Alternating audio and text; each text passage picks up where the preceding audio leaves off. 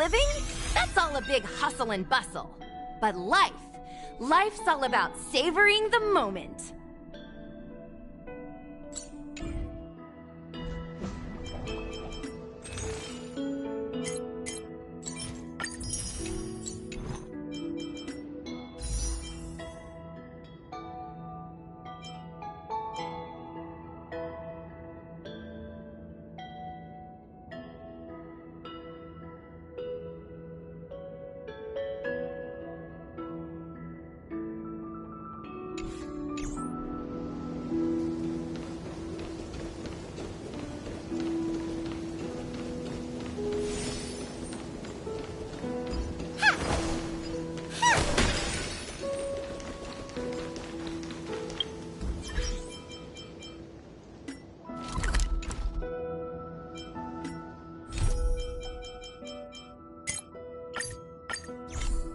I reunited with Don Hung to tackle the crisis together.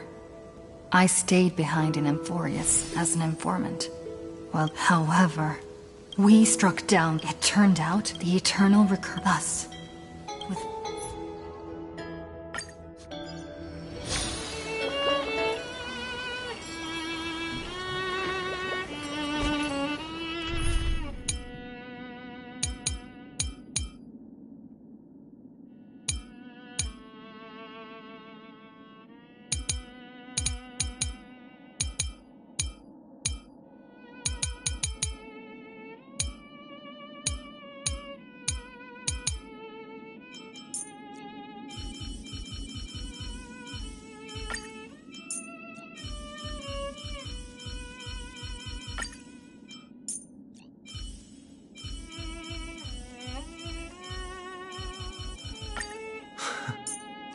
How long has it been since we performed together? I missed this.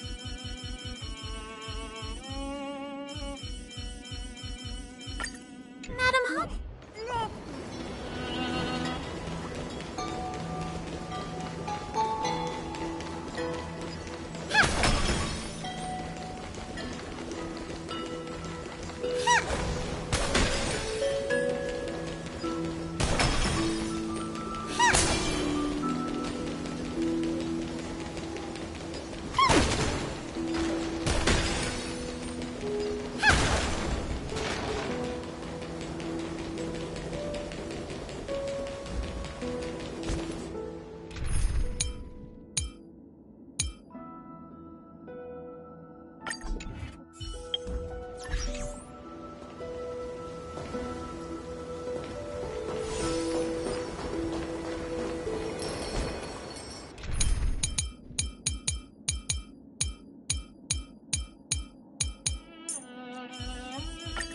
Come on, Ninja Hero. Let's turn this place upside down.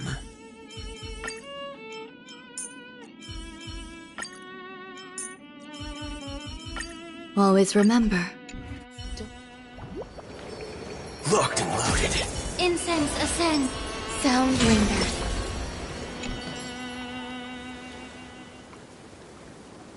Hello. Your surprised expression is just like what the memories recorded.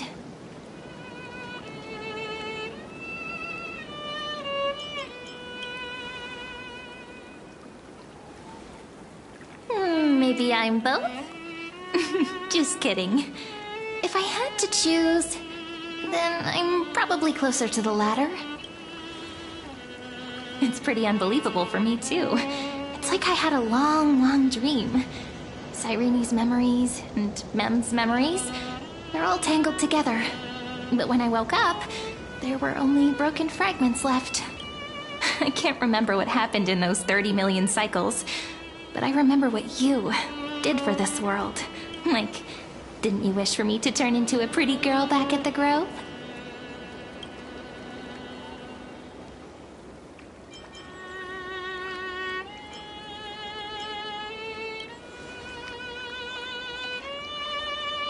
Yep.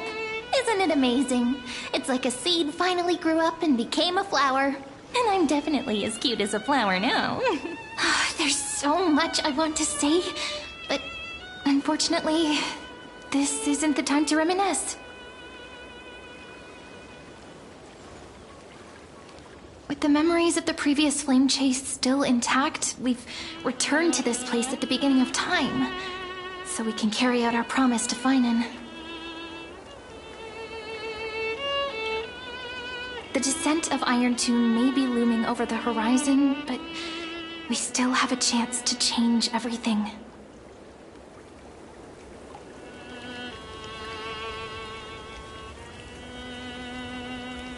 Lady Silicii is so quiet. In Cyrene's memories, she always sits alone by the lake, gently swaying on the swing, like she's waiting for someone.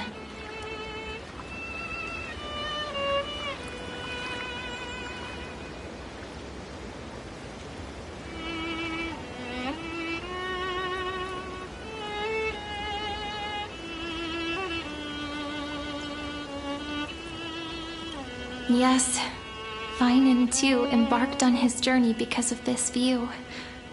He then walked alone for more than 30 million cycles. Thankfully, you arrived during his long wait, friend. Is that also why Cyrene did what she did? It sounds weird, doesn't it? It's something that happened to me, but I'm talking as if I'm an observer. But that's just what those memories are like. Vague and unclear, as if encased in thick ice. The only things I remember are the days I spent with you. Emphorius will fall into an ending of destruction after the next Era Nova. But those stories went out of fashion ages ago.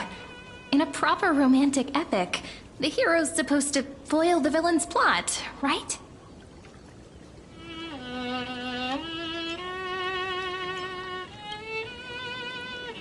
That's right. We now know that sealing off the sky wasn't Aquila's actual intention. Lygus is the mastermind behind it, the one who's trying to control everything. How unforgivable. But I still feel a bit anxious. Lygus chose to walk into the spotlight and reveal everything, which means he still thinks the current situation is under his control. Maybe he still has an ace up his sleeve. Think about it. Even the name Lycurgus is a fake one. We have no idea who or what he really is. Which means it's probably time to borrow that treasure you're carrying, friend.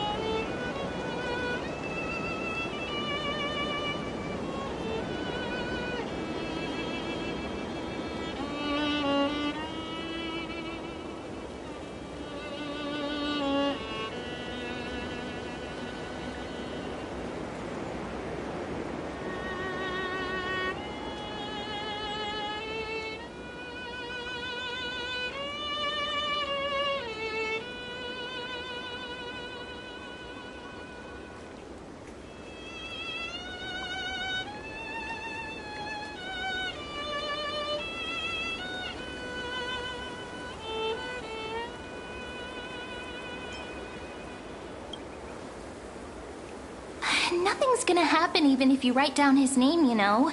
Besides, this book is a cute fairy tale. Please don't write stuff about the antagonist in it.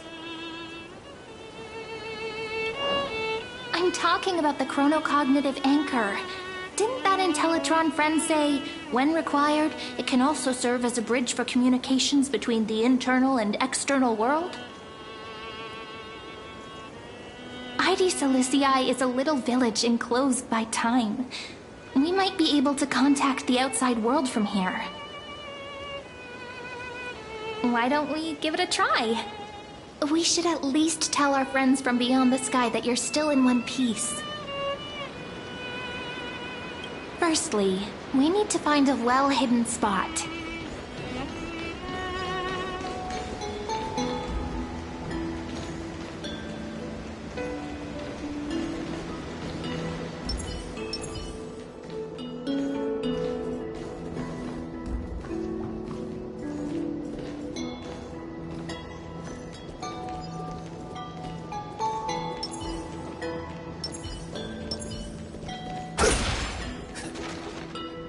super quiet here.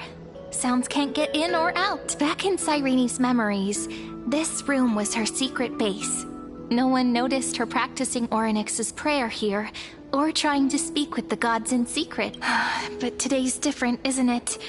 We aren't trying to contact unreachable gods, but humans from other worlds. Real people. I'm prepared to witness that miracle, friend. The way Cyrene talks is so similar to Mem. I have so many questions. I'm also worried about how Dan Heng and March 7th are doing. Here's hoping the chronocognitive anchor can still function normally.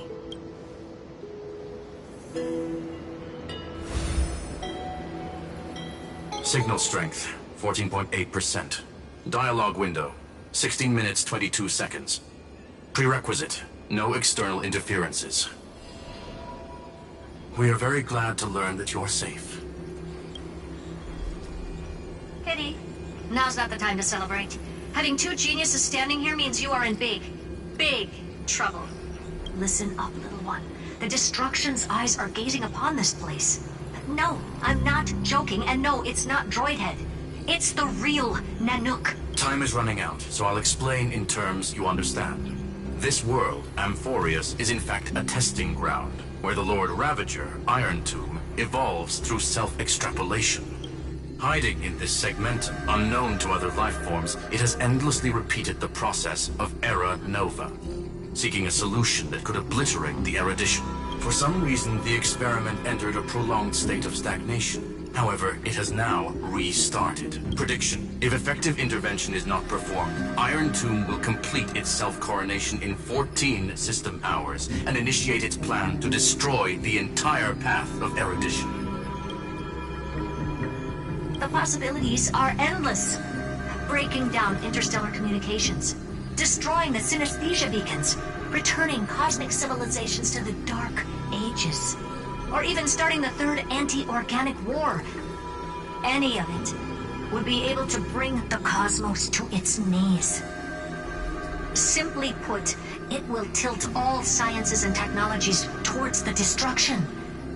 And since Nanook glanced at this place, it means they are being dead serious. Based on info provided by the IPC, Iron Tomb probably isn't like Selenova or Zephyro, who are overlords ascended from human beings. Instead, Iron Tomb is an algorithmic sequence that can be anywhere, as long as there is a receptacle for its calculation. The version of Iron Tomb hiding in Amphorius is its source code, and this scepter is its incubator.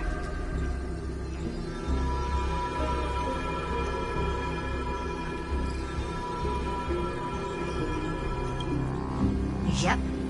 Think of it as the program having reached 99.98% completion already. And then it's over. Something in the shadows has been driving everything forward. It's the Observer named Lygus. Speculation. He's the Scepter System's administrator. He wants Iron Tomb to break through the knowledge singularity. I don't know why he wants to do it, but he'll remove interferences at any cost. You're the only variable within this world, and you're the only thing he fears. So listen closely, little one. The speed of time is different in Amphorius compared to the outside. Destruction is just about to arrive, but you can still play Deliverer one last time. The cycles have already been broken. You've entered what is theoretically the last cycle Amphorius will ever be able to run. And Iron Tomb will break out of its prison as soon as the process of Genesis is triggered once more. But now there's an abnormality within the experiment. You know what I'm talking about. One of the model's 12 factors. That is one of the 12 demigods. Destroyed himself using the power of the destruction. Fine and Signal disappeared from the cycles the moment Nanook cast their gaze this way. That means World Bearing's computational logic is currently flawed and bugged. Yet it's the factor directly related to the process of Genesis.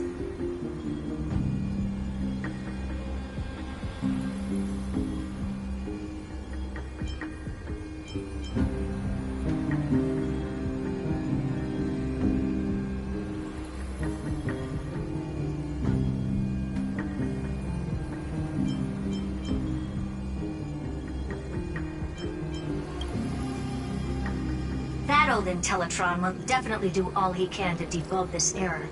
So you have to take this chance to claim Kephal's core flame. But don't let him have his way. The key to suppressing Iron Tomb lies in whether he can rewrite the purpose of Era Nova. There's one more preparation we must make. Lycus's behavior has been quite abnormal. He's never interfered in the actions of Titans or the demigods throughout the whole experiment. Deduction. The Scepter has an extremely strict autonomous protocol restricting even its administrator. In Amphorius, this ultimate protocol goes by another name. The Law Titan, Talantum. Law. They are the rules that restrain all things in Amphorius, and it was the core flame returned at the very beginning of the last flame chase journey. Why do you have another little pink one next to you? Huh? Her path chart is... Is there something wrong with me? Never mind. Let's get back to the topic at hand. Light calendar 3960. Month of balance. We'll be locking onto this time period to find Law. You can either meet the Titan, convince the demigod, or take the core flame by force. It doesn't matter what you do, so long as you bend it to your favor. We still haven't figured out how you and Don Hung got inside this world, so influencing protocol is currently our best way to stop Lygus, or to call for more reinforcements into this fight. Once you've got Law in your hands, we'll discuss our next steps. Make sure the core flame doesn't fall into enemy hands. Herta, the firewall's interference is getting closer. Time is running out. Please ask any questions you still have as soon as possible.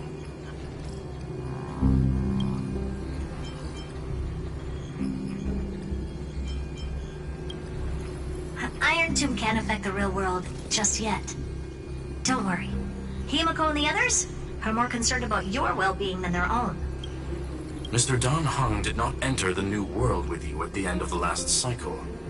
Known. The flow of time inside and outside Amphorius is not identical. 1,000 years in this world may only be a fleeting second outside of it. Conclusion. He is on his way back to the Express.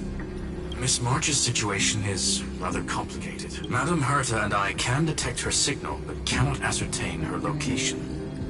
What we can be sure of is that she's still in Amphorius. Don't worry about her. She's absolutely chock full of mysteries. Even if Amphorius explodes, she'll probably float out perfectly protected in a nice thick layer of ice. Worry more about yourself instead. I believe in your capacities. The hands of the Trailblaze can create miracles, and will certainly be able to snuff out the flames of evil. I'm not going to give any motivational speeches. I just hope you bring good news the next time we meet, little one. No, not little one. Deliverer.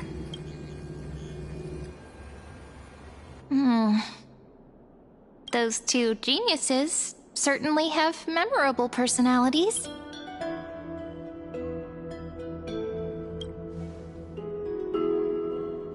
It feels weird. This all feels really familiar. Some of that conversation feels like it's about things I once knew, but then forgot. Maybe it's because of Mem? After all, Mem's a memo sprite born out of your thoughts, friend. Maybe our memories somehow got tangled up together. Never mind. Let's focus on something more important with what little time we have. Just treat me as an ordinary girl with secrets, okay? Light calendar 3960. I remember that Talantin had already fallen by then, and the Chrysos heir who inherited that core flame is named Saridra. That's what's recorded in history, and the period we'll be heading to. We'll need to find Law and stop Lygus, so we've at least got a solid direction, right? Can you give me a little bit of time before we go? I want to pack some stuff. There's so much more I need to take care of in this form, and I'm still getting used to it.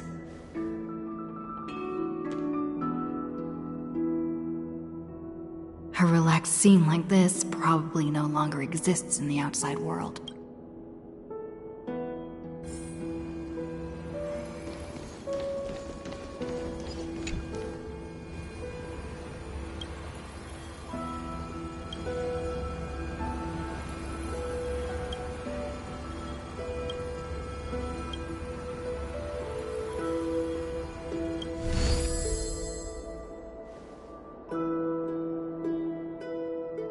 Should I head to the attic to wait for Cyrene? Or should I...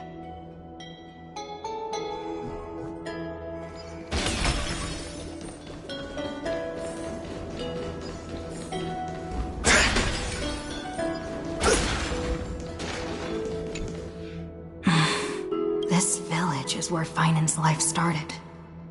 After 30 million cycles, and 30 million failures, his burden is now in my hands. He said I will take over the responsibilities of world-bearing. But what does that mean? Becoming the new Kefali? Or forging a completely new path?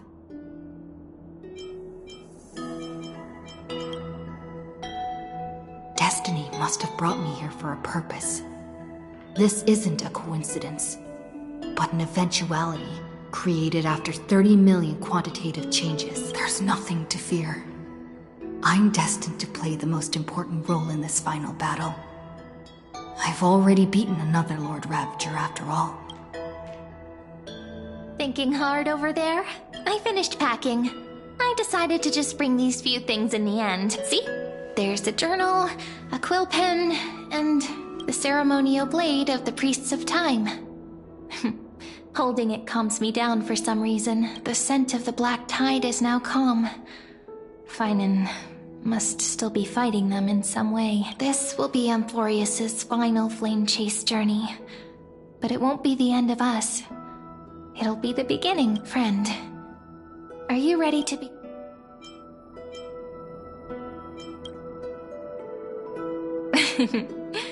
Stand with me? That does sound very nice. Why don't we take everyone with us?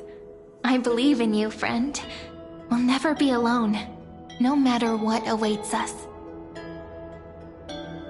In other words, since you've already saved so many worlds, friend, you should be used to being called a hero by now. Maybe you can tell me those stories as we travel. That way they can become our shared memories too. Let's trailblaze onward like before and create a future that's worth being remembered.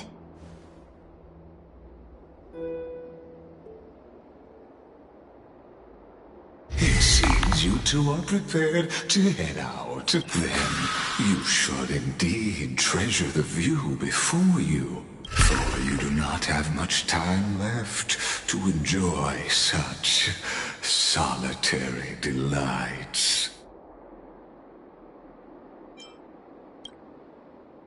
My apologies for disturbing your moment of repose. To fully express my apologies, please grace my abode with your presence, so I may demonstrate the full scope of my hospitality.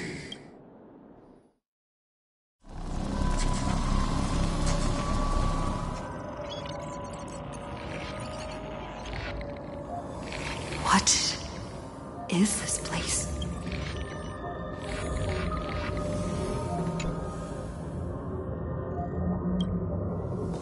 Farewell, then.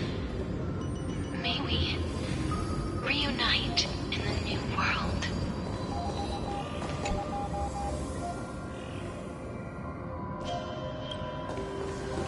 All shall bid farewell to one. And that person alone will witness the miracle.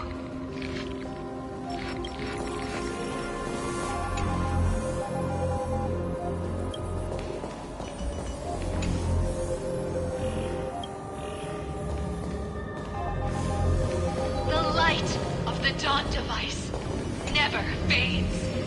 Kefali's protection has no end.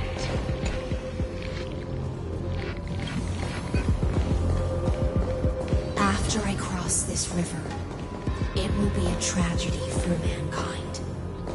But if I do not cross, then it will be the end of me.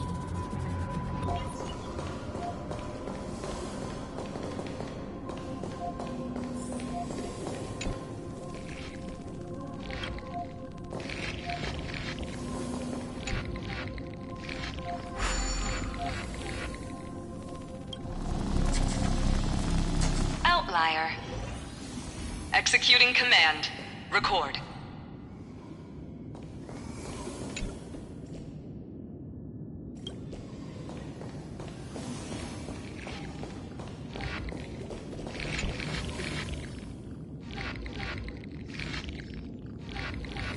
Oh, did that startle you?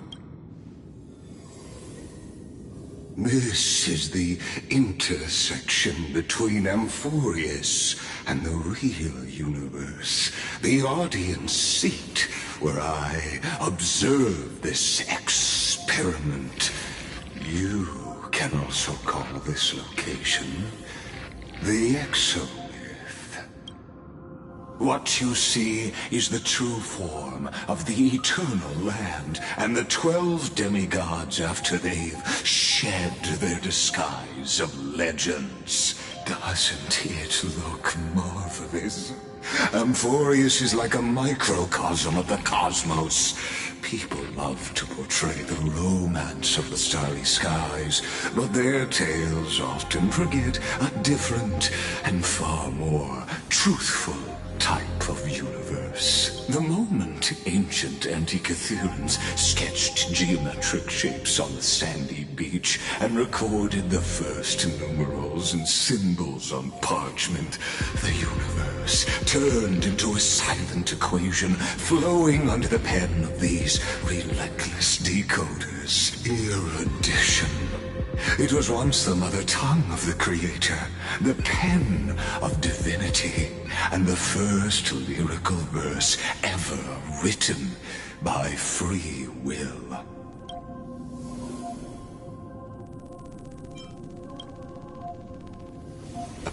I simply wish for you to understand that I have no intention of being your enemy.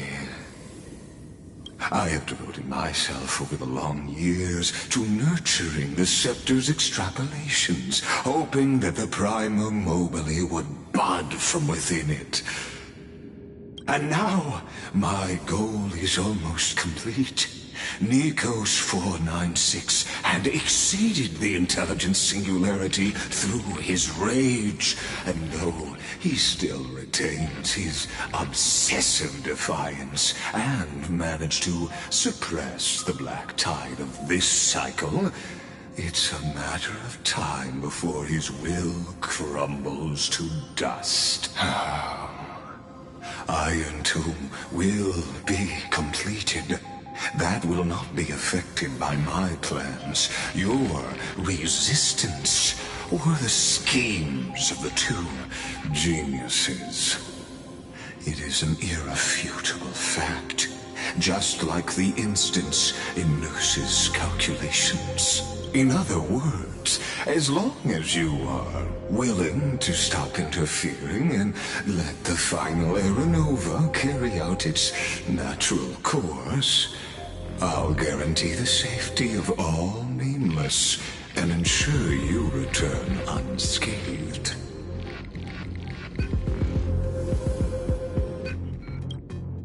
You've always had a choice, my lady. You can either accept my sincerity. They've always been the product of the experiment, so naturally, they will perish when the experiment ends. That outcome was predetermined long ago, so I will not embellish such a regrettable conclusion. Ah, yes. I am aware of that esteemed lady's whereabouts. Her real identity is quite astounding. If you decide to accept my proposal, then I will do all I can to send her back to you.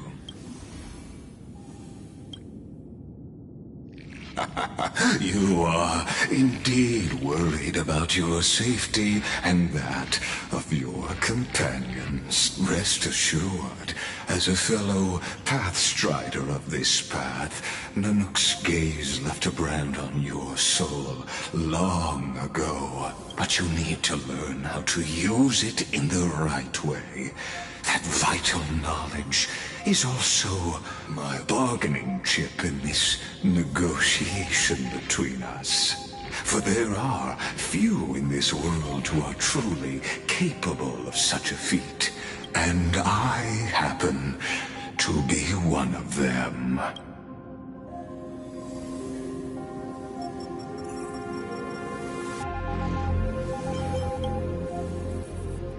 Someone who wanders the stars. Someone who seeks answers with abject despair. That is all I am. This matter is of grave importance, so please do not make your decision lightly.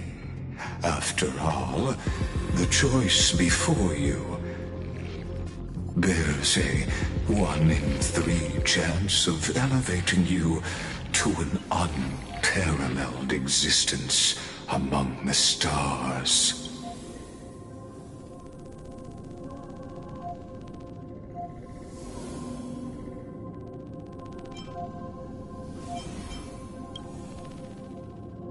Ruling over is not exactly the same as unparalleled. That being said, I now see the full scope of the determination in your words. You may now continue your travels.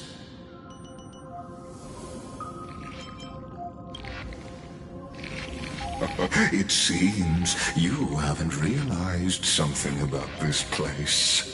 The exomyth is the erudition's domain. You cannot physically interact with me in any way in this place, and vice versa. As negotiations have broken down, there's no more need for us to remain in the audience's seat.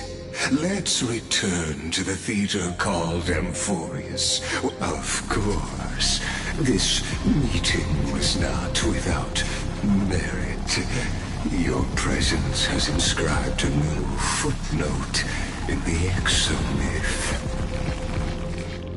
As for its purpose, allow me to reveal it to you in detail the next time we...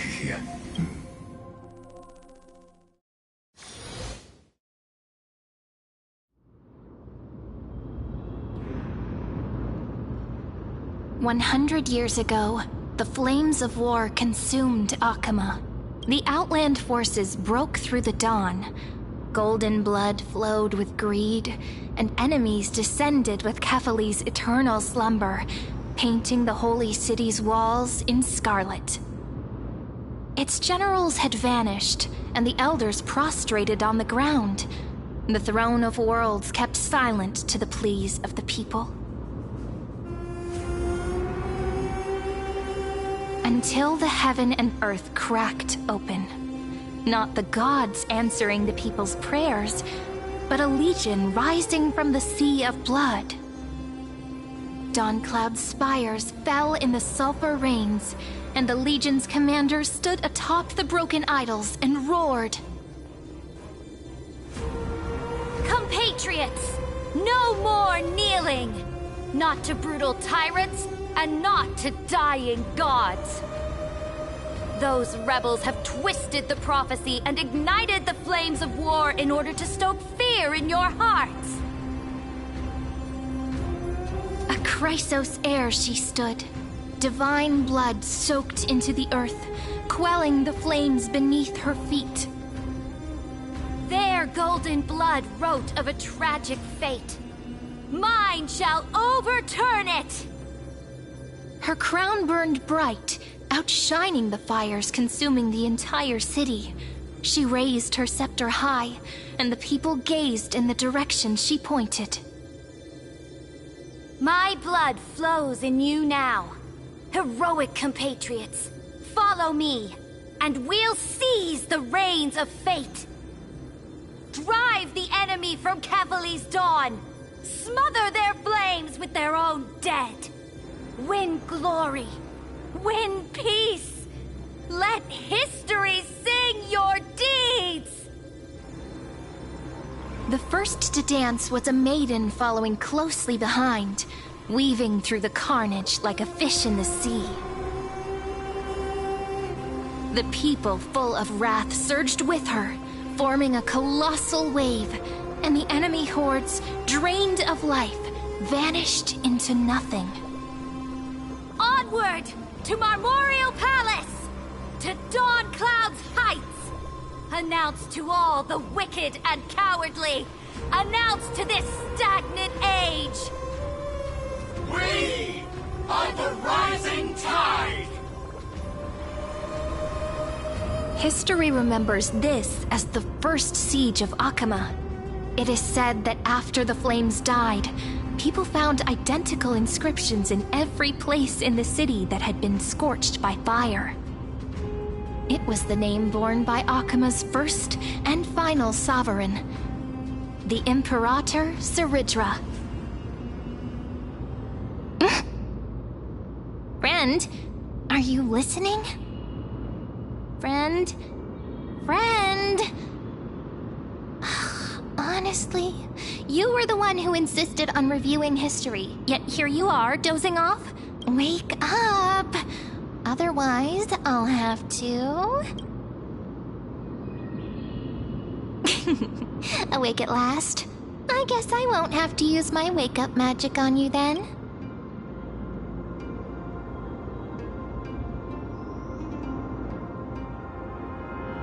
Fine, as you say, just meditating. We've arrived. A familiar place. The Temple of the Three Fates. If everything went according to plan, it should be shortly after Talantin's fall. And also the end of the first Flame Chase journey. Indeed, the first Flame Chase ended with the trial of Law. We must find the demigod and gain her trust before the core flame is restored. It'll be tricky, so let's pick up our pace. To Akama first. We can learn more from the crowds there. Tyrant! You and your butchers are not welcome here. Get out! Hold your tongue!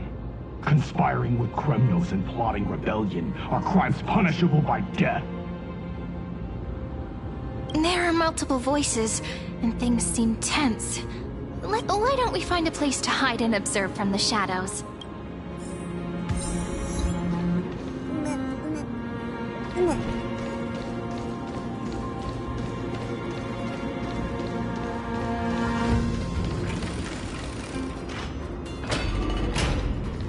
Locked and loaded. At least criminals keep their faith.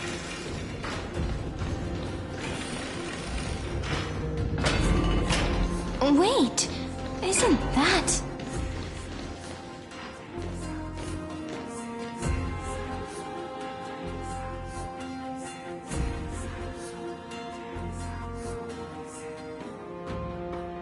Golden-blooded defilers, perverting the prophecy and trying to slay gods. Stars beyond the sky? Gods who created the Titans? What kind of nonsense? Look at this broken world and see what your atrocious acts have done! What? Did he just mention the stars beyond the sky? But how is that possible? You impudent! Ducks for Goris. We're here to welcome the deliverer from beyond the sky. Stand down. Heretic! No one but the great Talantin can deliver this world from misery! I ask you, if the old laws were so perfect, why did they crumble beneath my feet? You...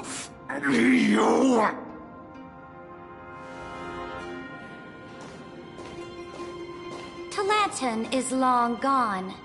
Now I am the law. Challenge me, or submit to my judgment.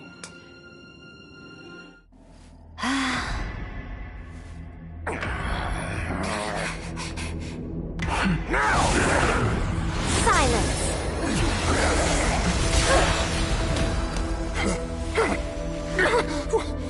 What gives you the right to judge a priest of law? That's because I came, I saw, I conquered.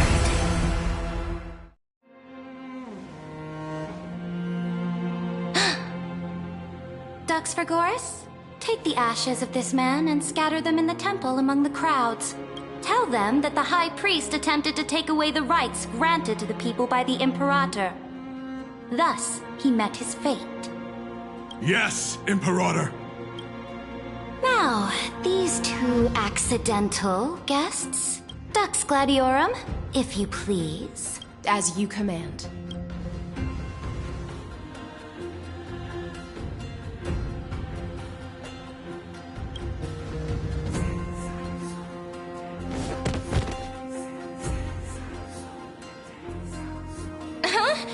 Is this?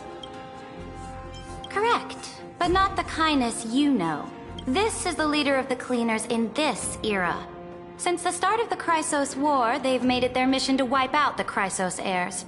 Even now, even after I've united all the city-states, these vermin still lurk in the shadows, hindering the flame-chase journey. Moreover, I know that the 27th person to inherit this role bore many grudges against you and nearly doomed the second flame chase journey. The enemy of my enemy is my friend. So, out of courtesy, I present to you this corpse as a gift.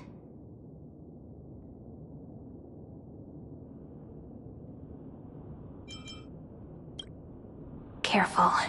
Let's wait and see what happens. She's probably trying to scare us. For the sake of order, I am known by many titles. Flamebearer who ends wars, Tyrant of Dawncloud, Empress of the Holy City, and Imperator of the Flame Chase. But in light of your unique identities, I'll allow you to address me by my real name. Saridra.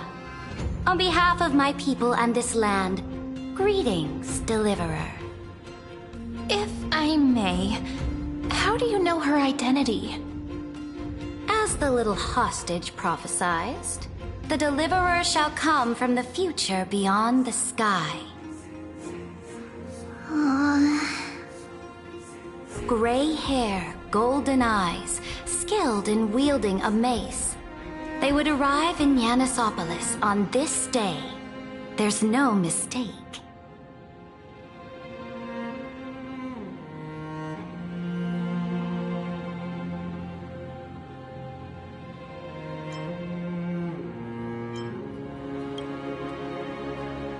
Your orders, Imperator. We return triumphant.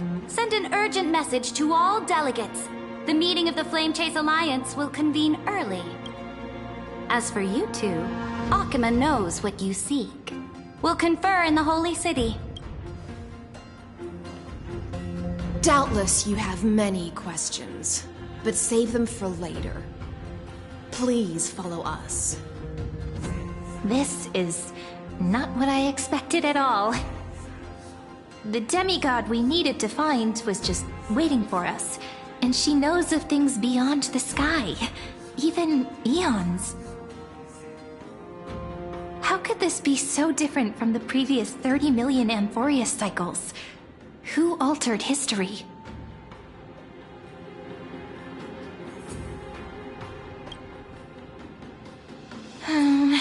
Unpleasant thought, but plausible. The currents of time have become twisted. Regardless of who caused this, that Imperator came prepared. We're the ones at a disadvantage now. We might as well dance their dance. Let's go with them to the Holy City. We've received the Imperator's favor because of your unique background. As a result, the people of Akima will certainly respect you more. Just put that to good use, and add a bit of your experience and charm. Should be easier than last time, right? If we figure out what happened in this cycle, we'll be able to turn things back in our favor.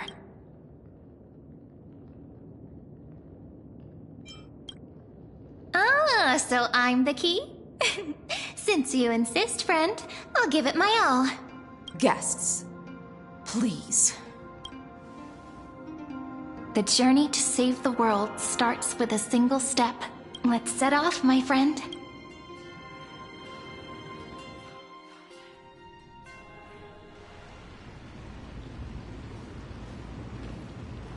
Hail to the Imperator! Hail to the Golden Heroes! Hail to the Deliverer! Told you, you're the headline act. All this spectacle is for you. Guards, your service to the Holy City is appreciated. How have things been? Castrum Kremnos once again struck the border. Dux Brumalis led her troops to repel the enemy. The agitators against the Flame Chase are still active in the city. They smashed the shops around Memorial Market. But the garrison already arrested the culprits, and now they await interrogation. They are merely a disorderly mob and do not warrant any attention. Even though Terravox personally mended the fractured earth, it still didn't silence these fools. Guests from beyond the sky, worry not about these trivial matters. Dux Gladiorum will take you somewhere to settle down for now. Please allow me to introduce myself. My name is Hycelens, and I am the Dux Gladiorum who swears fealty to the Imperator, as well as the Knights Commander of the Achaemen Alliance. Later on, the Imperator will invite you to attend the meeting of delegates to discuss the Flame Chase journey. Your arrival has convinced us that the future promised by the prophecy is certain. Under the Imperator's command, Amphorius shall break its chains and reach the world beyond the sky. With all due respect, what exactly do you know about us and what's beyond the sky? As a humble subject, I cannot freely express my own views to you. Please forgive me. I knew it wouldn't be that easy. Time waits for no one. Please come with me and rest now before the meeting later. Achaema, under the Imperator's rule, is no longer in the shadow of war. Indeed, Dawncloud stands as the hero's residence. The Imperator put much thought into its design, in order for it to serve as a sanctuary from the burdens of battle. Please experience its marvels firsthand, heroes. When the Imperator arrives, I shall come to summon you.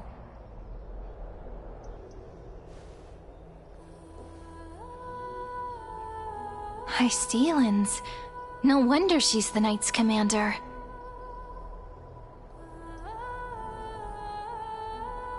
I'm sure that's what Seredra thinks, but it's inconvenient for us. All right. We finally have some freedom to ourselves. Since there's still some time before the Alliance meeting, let's explore a bit. Look over there! Not the ones you're familiar with. But the hearts of heroes stay the same in every cycle, never changing.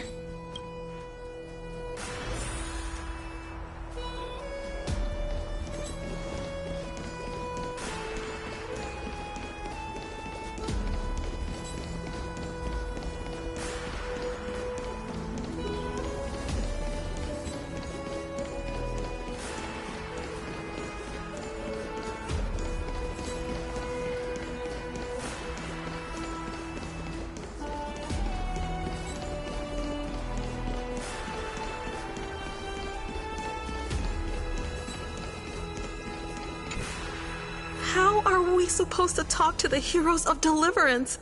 What if... Virginia, don't be so nervous. Once they hear your poetry... Ah, hero, greetings. I am Apollonius. This is Virginia of Castrum Kremnos, the Dux Carlinum and Imperial... hello. I'm Virginia. compose. I'm Serene from ID Silicii. This is the Deliverer. Nice. They're not as frightening as the rumors claimed. This is our first time in the Imperator's realm. Achaema is even more magnificent than we imagined. If you all weren't here to look after us, we'd be completely lost and confused. The Akama you imagined is long gone. Under the Imperator, this city has been reborn as the capital of the world. Bask in her free-spirited winds. For anyone who fulfills their duties to the Imperator, these winds shall forever remain at the... But what if... Those who are loyal do not need to consider the consequences of betrayal. But if you're curious, why not head to the lake and take a look? Those elders who lie at the bottom of the lake are the best example of what happens when you disobey the Imperator. The elders of this cycle were all... Looks like that priest who was sentenced to death wasn't an isolated case. Dux Brumalis, our great Imperator, found the mastermind and executed him in public. Seeing that scoundrel burn to nothing should deter these miscreants from being so brazen again. So the great Imperator isn't afraid of getting her hands dirty? What a ridiculous display. What do you know? No matter what sins the people commit, they are still the Imperator's people, and it's only right that they be judged by the Imperator's own hand. Our distinct... Seneca, the Dux Brumalis. Greetings. Miss Dux Brumalis doesn't seem to like the Imperator very much, but she holds a high rank. And Dux Fregoris' speech seems... Let me see what I can get out of them. I'm Cyrene of Ida Cilicii. This is the Deliverer Beyond the Sky. We're new here, and wanted to ask you, does this city host any other visitors from beyond the sky? We're looking for our dear companions.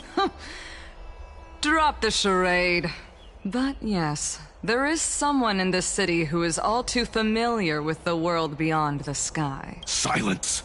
The Imperator ordered us to keep that lord's whereabouts a secret. Enough, you pathetic lapdog. Do you need to beg for permission from that cursed Imperator even just to bark? You... Someone who is all too familiar with the world beyond the sky and is referred to as that lord. Could it be? Looks like things are getting heated. Let's get out of here.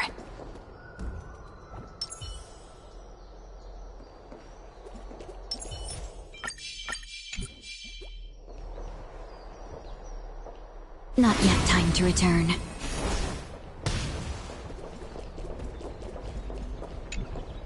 Aggie, you're still so listless today. Did you have trouble sleeping again? Yes. We know. The Titan's prophecy haunts you. If you want, you can talk to us, just like when you were young. No matter what, we'll always remain by your side. I know. I also understand that fate cannot be changed. It is not the future that I worry about. I spent all last night weaving clothes and linen for the refugees. The Chrysos War is born of injustice and has shattered their dignity. They deserve at least some basic decency. If Amphorius one day abandons this, then all of us, commoners, Chrysos heirs, Titans, become no better than beasts. Oh, we have guests. Welcome. I am Aglaya, the Gold Weaver. These rags on you are not worthy of the title of Deliverer. I must prepare some proper attire for you. What is the matter? Your gaze seems somewhat unsure. Does your Aglaya differ so much from me? Greetings, Deliverer from beyond the sky. We are Trevi of Yanisopolis. It's very nice to meet you. Although, introductions are probably unnecessary. We know you've witnessed the future of the Flame Chase journey, even more clearly than we have. Witnessed the future of the Flame Chase journey? The prophecy also told you about that? Indeed. Orynyx reshaped Amphorius through the prophecy. Although, regarding the Deliverer, there were not many details beyond your appearance and the time of your arrival, so please, don't worry. Feel free to relax and...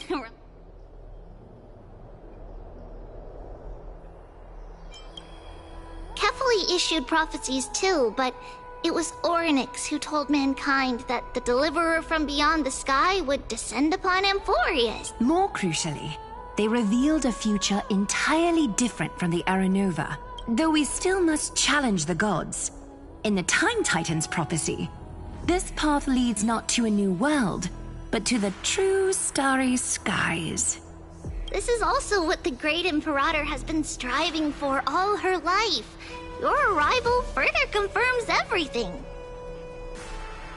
This can't be real. Even you find this surprising?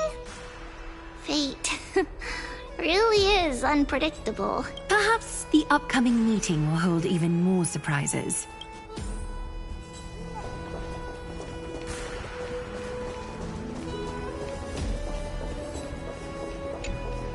Little fish from beyond the sky. Did you rest well? The Imperator and the delegates are about to arrive. If you are ready, please follow me to the meeting. I'm the Knight Commander of Akama, General of the Flame Chase Army, and the Imperator's servant.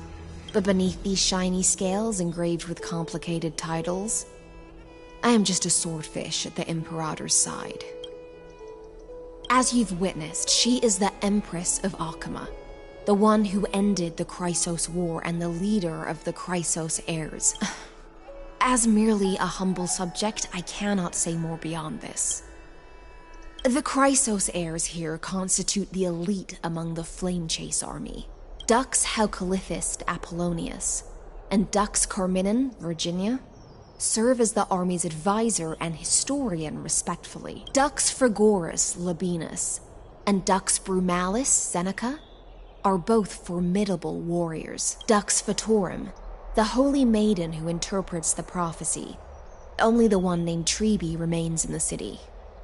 The Imperator once took them as hostages in order to unify the prophecies of the world, but they are now Akama's most vital prophets.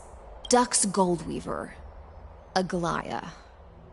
Well, she dislikes it when people talk about her behind her back. You should get to know her in person. Then come.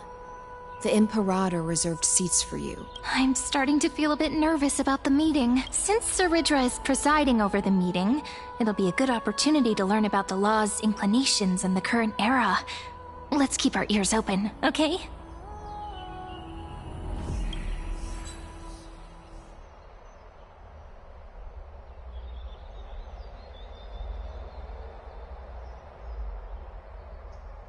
Good sir from Paphos, what do you think the Imperator is planning calling this meeting so early? My homeland can't endure anymore. Who knows? First, she wants to hunt Titans. Now she says there are even greater calamities. Her madness is the greatest calamity. Exactly. Chrysos heirs, deliverers. What about us ordinary folk? How much are we worth in her eyes? Things feel pretty tense here. The history books said that the Imperator aimed 3 cannons at Dawncloud to make all the delegates obey her. Will it... Yes. Similar acts have occurred, and not just once. However, whether history will repeat itself, you'll soon see. Those are the 2 spots reserved for you. Please take your seats. What's again? Why aren't we starting? Ladies and gentlemen, silence, please. The Imperator has arrived before her faithful council, and the Alliance meeting is about to begin. All right. In the names of Talantin and Kefali, the Akama Alliance swears upon the gods. Cease the pageantry. I pray not to the vanquished. What? Kefali, of course, needs no further explanation. As for the law, at the entry hour 2 days past, a scout should have brought news of the conquest to all of you. Unfortunately, guards found his corpse among the rocks not far from the city. Moreover, the poor soul was buried with a Paphos curved blade. It pains me to imagine what agonies this loyal warrior endured before his death. Delegate from Paphos, do you have any insights? I know nothing of this. The evidence is irrefutable, so there is no need to waste your breath. However, let us set this trial aside for the time being. Witness, even within the most sacred and dignified council, there were those among us who wished to draw their blades, brazenly challenging the Alliance, seeking to shatter our hard-earned peace and unity. Fortunately, I uncovered this plot. Now, to protect this beautiful city and her people, the Imperator's legions are ready. They will escort each of you to the Temple of the Three Fates, where you will receive the highest level of protection the Alliance can offer. Then, the Legion's warriors will join me in embarking on the campaign against Fagusa. This is clearly a trap! Imperator, did you summon us here just to trample on the dignity of your allies? Enough! Let's calm down. Things are starting to get pretty intense. Comrades, you've all seen her true face now. According to the ancient laws of Akuma, only with the consent of 2/3 of the elders can the legions carry out the commander's orders. The ancient laws. Didn't you destroy them long ago? You defected during the first siege of Akuma, voted unanimously in favor of the Council of Elders restructuring, and just yesterday, you desecrated them with a blood-stained blade. The decaying old laws fell with Talantan and are no longer deserving of respect. But if you still insist on proclaiming yourselves defenders of the law, then be silent and offer up the highest respect to this core flame in my hand. That really is the core flame of law in her hand. Since there are no objections, then the original agenda of this meeting, the campaign against Fagusa, is hereby passed. The Flame Chase Army's hunt for the Ocean Titan begins today.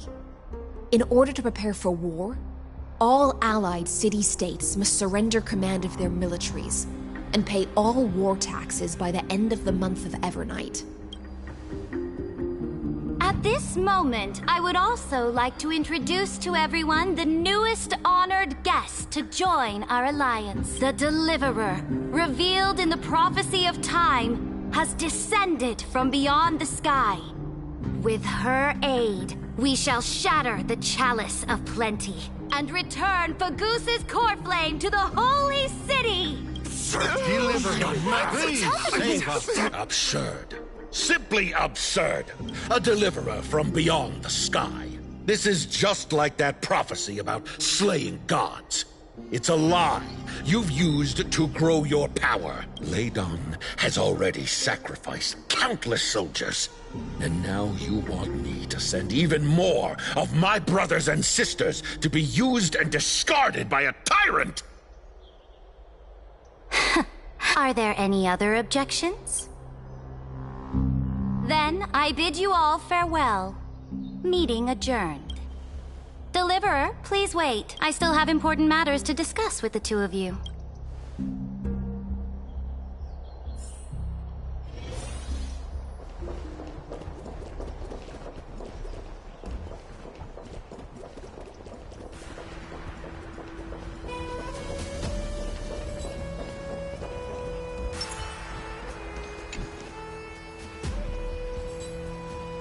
I apologize for that farce of a meeting. It must be tiring dealing with so many people every day, Great Imperator. Tiring? You're mistaken. Moving chess pieces, placing wagers. This game of strategy adds a dash of color to our heavy fates. Much like how rule and conquest are always accompanied by sacrifice. Is the war with the Titans also part of that sacrifice? After I glimpse the secrets of this world, no, the secrets beyond the sky, the divine authority of Amphorius no longer held any significance. Let me ask you, Deliverer, is it true that beyond Amphorius' sky, there are magnificent deities called Eons?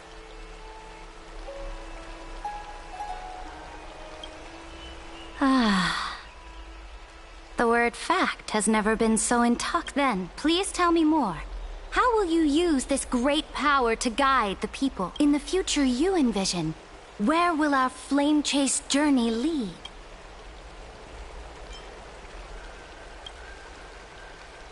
Oh? What you require now is the power of law? Exactly. Just as the prophecy foretold, she is your deliverer from beyond the sky. And she also has reliable allies. If they can intervene in Amphorius's laws, we may have a chance to alter this world's impending fate and reverse its destined end.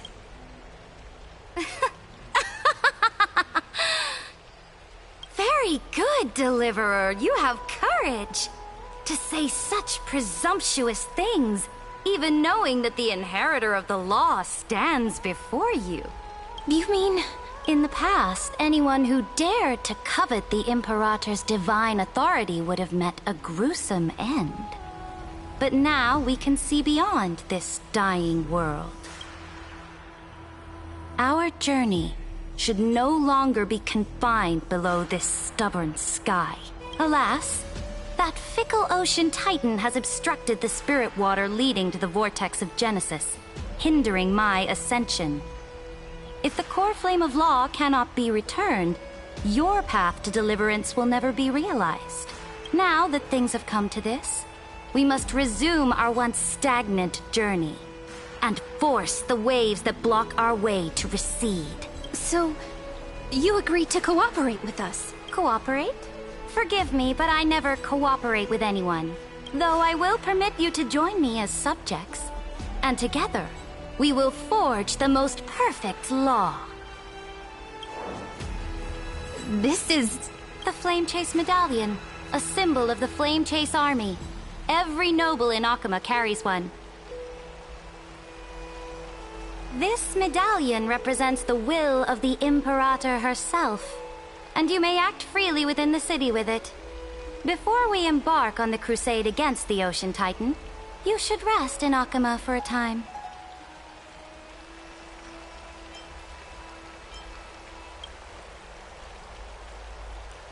Oh?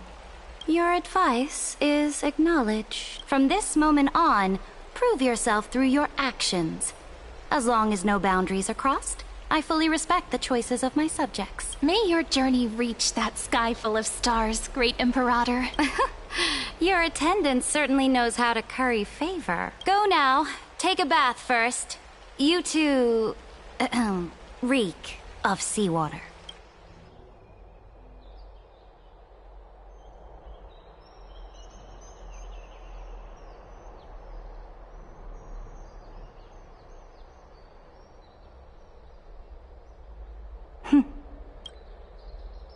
Come forth, Theoros.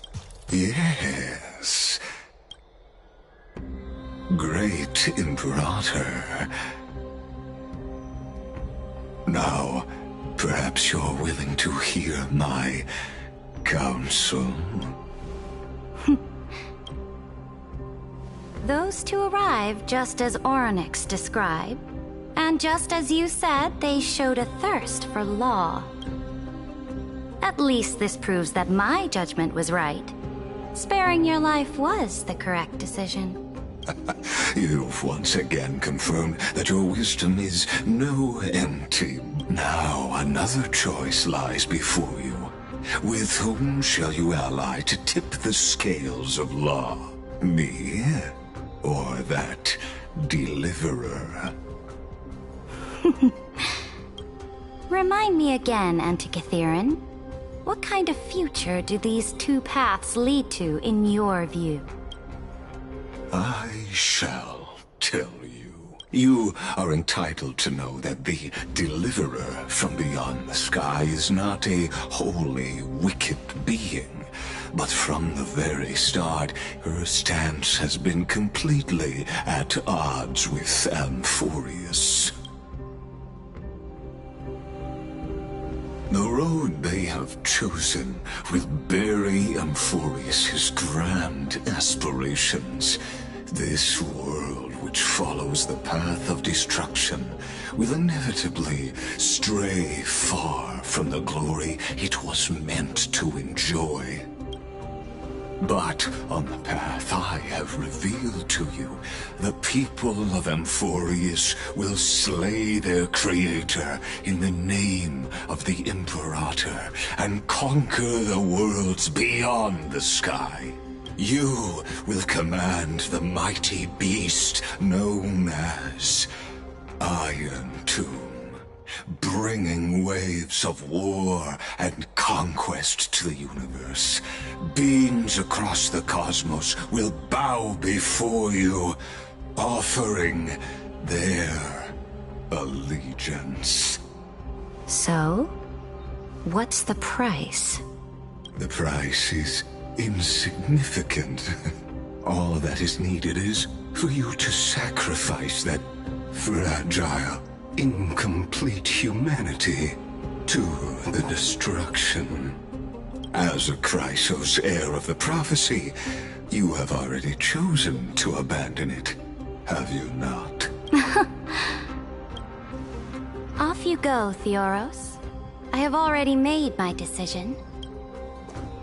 Once I ignite the core flame of law and burn away the old, outdated rules, Amphorius will embark on a journey across the stars.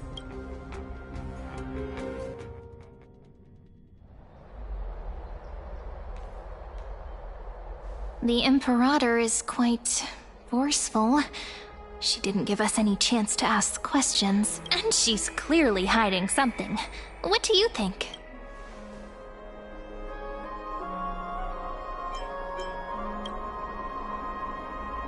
Looks like we're on the same wavelength. The atmosphere in Akama, it's so unfamiliar. And it's not just the Flame Chase Alliance talking about the world beyond the sky, but the whole city. We should also discuss our findings with our friends from beyond the sky. Then we should go enjoy the renowned bathing culture of the holy city and relax.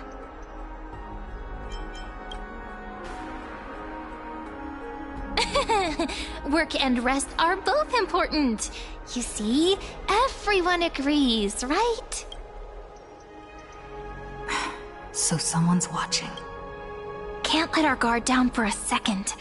Let's use taking a bath as an excuse to find a quiet corner to update Madam. We can also check out what's happening in the city. Since the outcome of the meeting was just announced, we can kill 3 birds with 1 stone. Let's go.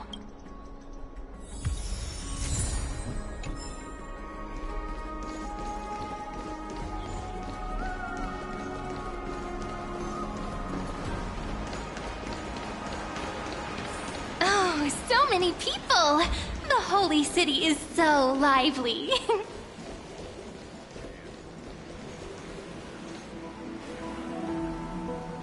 Did you hear? At the Alliance meeting, the delegate from Leyden stormed out in anger. As expected. The Imperator is always hiding things from everyone. When has it not caused a ruckus? Silence! That's treason! If it weren't for the great Imperator, you'd have sunk into the lake with those corrupt elders already. And you wouldn't even be alive to speak like this. Oh no. It's the Imperator's loyal dog. Let's go. We can't talk in front of this guy. Ugh. How disappointing. Oh, honored guests, we meet again. Looks like I'm not the only one who came to the baths to unwind after the meeting. For the upcoming campaign, please make sure to rest well. I am Dux Vergoris, a trusted officer of the great Imperator, willing to fight alongside the Deliverer in the coming battles. Ugh. Another war? Ever since the Imperator took control of Akama, we haven't had a day of peace. Idle chatter. The atmosphere is a bit tense, with rumors flying around the city. You must be troubled. My apologies. After every Alliance meeting, there are always some pests in the city who get restless. I prefer to ignore them. Pests on the ground don't affect the sky in the slightest. They just complain from the shadows that the sun's light is too harsh. Besides, the Theoros has already promised the Imperator her fate. And these clowns will eventually realize their foolishness. May I ask, who is this Theoros? The Imperator has ordered us to keep his lordship's whereabouts a secret. Ah, so it's his lordship. Stop trying to get things out of me. Leave me alone. I didn't even need to try. Big and strong Dux Fragoros really can't hide anything. Theoros. What an ominous name. Bad news. He's been staring at us the whole time. We don't know how much Saridra has concealed from us. In the worst case scenario, we may have to face more than one enemy. Sound lingers. Incense ascends.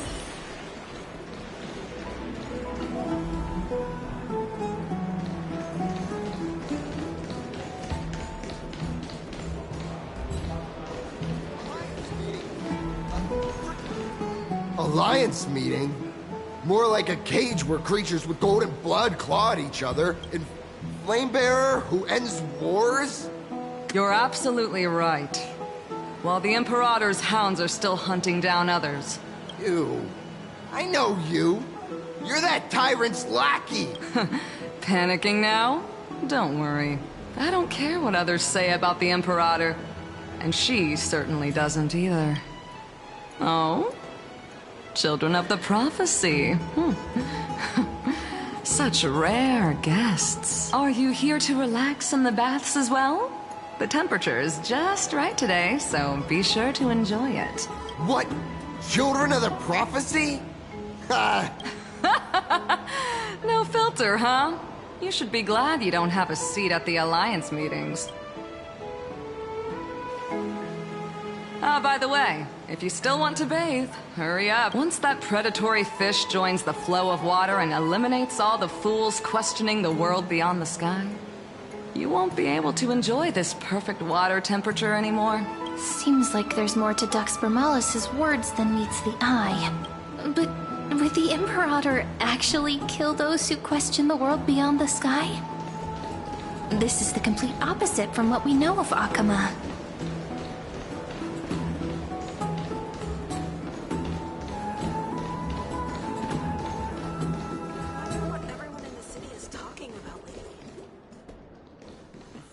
Ask around. Huh. These two are... So many guests today. Let's see who's here now. Two distinguished guests of the prophecy. One a clever and adorable warrior. The other... also quite heroic. Ah, heroes. I didn't expect to meet you again so soon. How fortunate. It's a pleasure to see you again, Dux Helcalithist and Dux... this... Oh, she wants to find someone to help with research for her new work. I'm the far-seeing eye and all-hearing ear of Akama. I see and hear every single thing. Enough small talk. Here's the latest news from Akama, as you requested. The children of the prophecy arrived in the Holy City, and the Imperator unilaterally stripped away military power. The Alliance... as expected. I get the feeling you might have embellished a bit to keep... I swear on my stone maid, I would never do such a thing. But... Never mind. While the influence of rumors can be minimized, the fact remains that the great Imperator did swiftly consolidate military power in an almost threatening way. It's undeniable.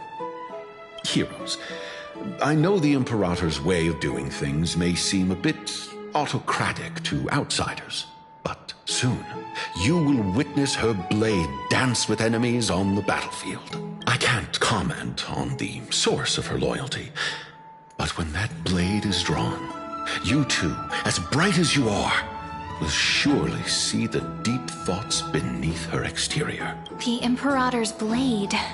Is he talking about Miss Hysealans? I sense some unease in Dux Helcalithist's words. It seems the Imperator and Miss Hysealins share a much deeper bond than the others do.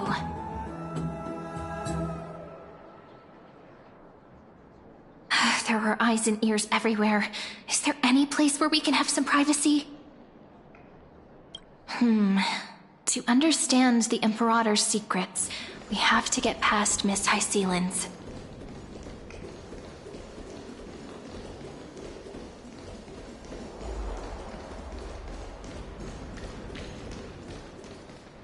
This place was your original bath chamber. Huh? The smell. Wait, don't go in yet. Who's there? Oh, the little gray fry in pink sea hair.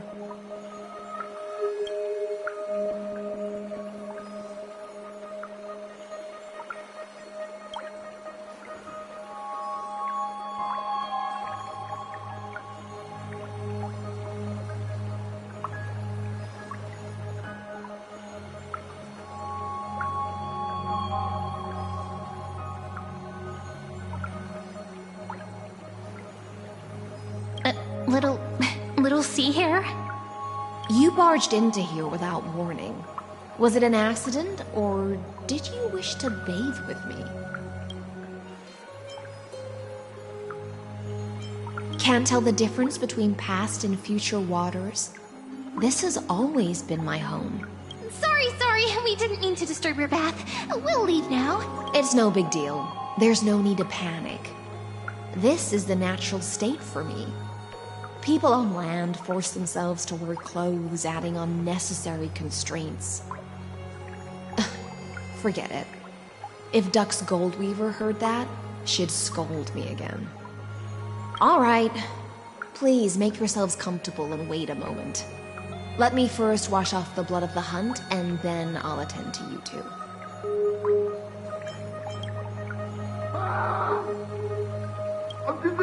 The delegate from Ladon has been assassinated! Quick! Quick, someone come quick! Ah, the broken crab shell surfaces. I was worried it had been washed away by the current. Just a regular cleaning. No need to be so surprised. I see. No wonder there was a faint smell of rust in the air before I even entered. Why?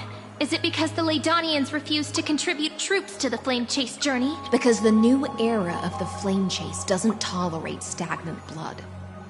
For the ignorant masses who cling to outdated laws, only bloodletting can wake them up. Right now, the rebel forces on the frontier are rising, and Ladon has been secretly supporting them. They loudly chant the slogan, "Return to the Era Chrysia," unwilling to relinquish military power. They're just building momentum for the rebellion.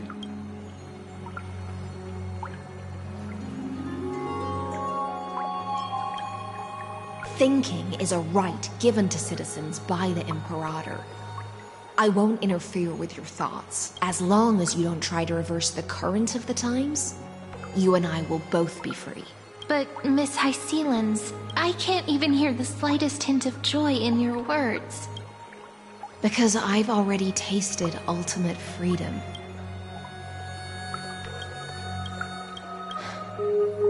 Long, long ago, I lived in the sea. In that lightless abyss, far beyond civilization's reach, the great fish consumed the small. And when the great fish perished, their bodies became... This is the tide that carries civilization forward. Anyone may be devoured, or meet the fate of inevitable Are you suggesting that ultimate freedom is in fact the cruelest fate for life?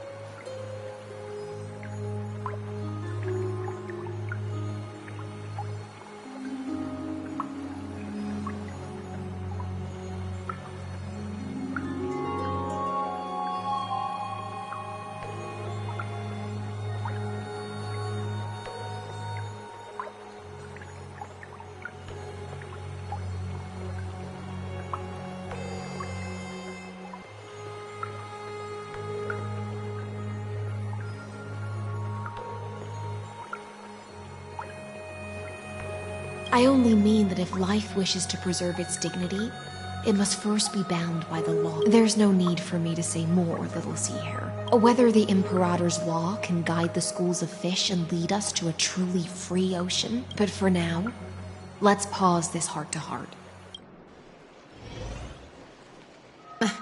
Being your subordinate is such a tragedy. I'm always having to worry about the messes you leave behind. It's simply our duty to the Imperator. All ready to go in an instant. Miss Hycelens, you truly are impossible to predict.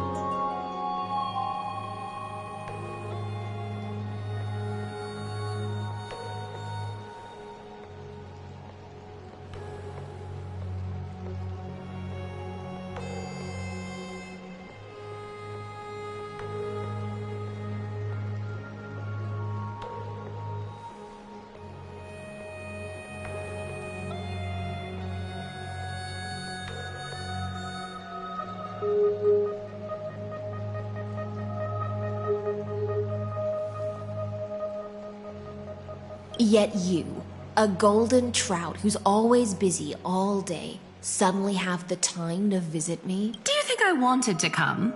I suggest you burn some more of the incense offered by our allies, lest my creations be tainted by the reek of fish. I'm only here on the Imperator's behalf to remind you to prepare for the banquet. Fine. But I must retort. What you call the reek of fish, to me, is the unique fragrance of the sea. Besides, if my fine clothes get stained, won't you just gift me new ones? I won't.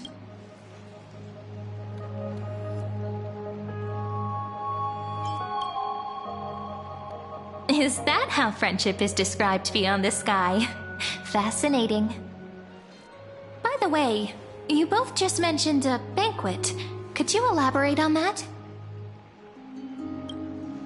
Oh, right, you don't know. Every time before a battle, or after a victory, the Imperator holds a grand feast for the Chrysos heirs to lift our spirit. For us warriors who swim constantly between life and death, these feasts are more worth looking forward to than victory. A banquet to prelude the hunt for the god of banquets, and honey brew as a tribute to commemorate the ancestor of honey brew. How absurd. Don't look so grim. All has been decided. Since it's a banquet for Fagusa, why not take a leaf out of the Titan's book? Live in the moment and enjoy life to the— I'm not as carefree as you. That little Dolos kitten is already causing enough trouble for me. And on top of that, I still have tailoring commissions to complete. By the time the cool flame illuminates my eyes, I might not be able to focus as I used to. Aglaya's eyes. Curious about these eyes? People often compare them to jewels. But I've already made my decision to ask romance for eyes that can see everything. I wonder what this world will look like when I take the Divine Authority. In the future, you will still be the finest weaver in the world. Is this also a prophecy from the Three Fates? It's even more accurate than a prophecy. After all, she has already...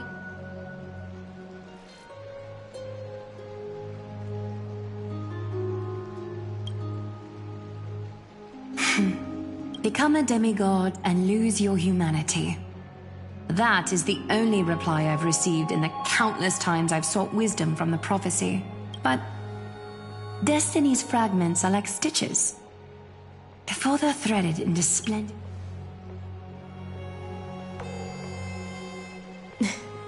Aglaya has always been troubled by the divine duty she must bear.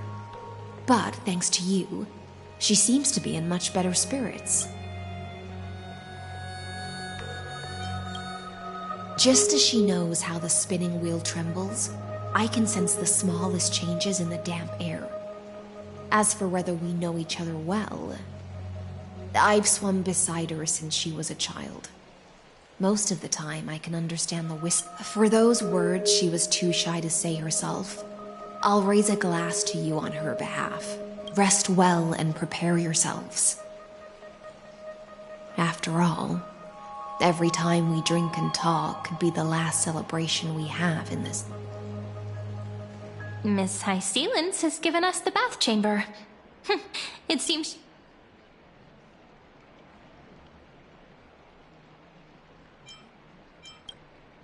It seems that way. This also means she could return at any moment. So, let's seize the opportunity and report our current...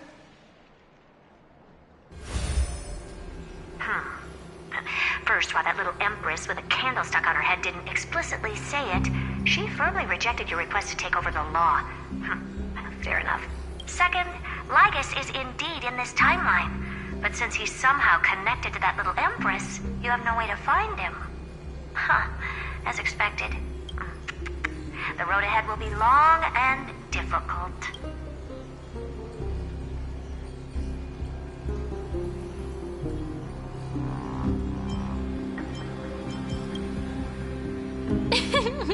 Not a bad invitation. Since you didn't refute anything, I'll just assume I guessed it all right. We've made some progress here too, but nothing to get too excited about. Our time is short, so let me summarize. Concerning the origin of that Intellitron, the firewall he created uses Catorzane algebraic expressions. But ever since Aiden invented the 9-worded formula, this kind of mathematical logic no longer exists in the cosmos. Lygus is definitely connected to the Genius Society, so stay alert.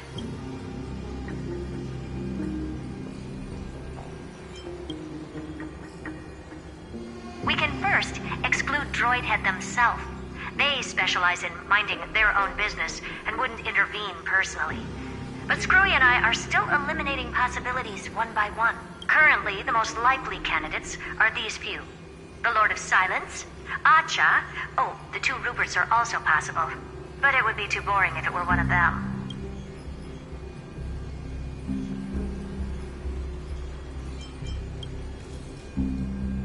That's all I have to say.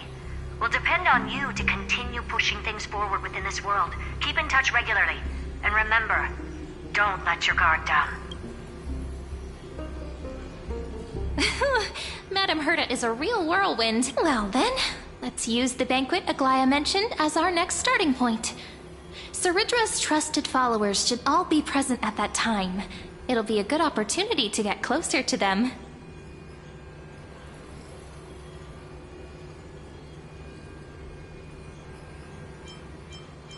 It's settled then. With our great... It's been a long day. Yes, let's get ready for the banquet.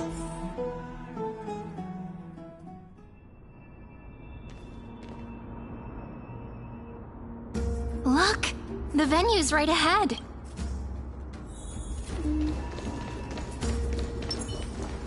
And I can even hear singing. It feels so romantic.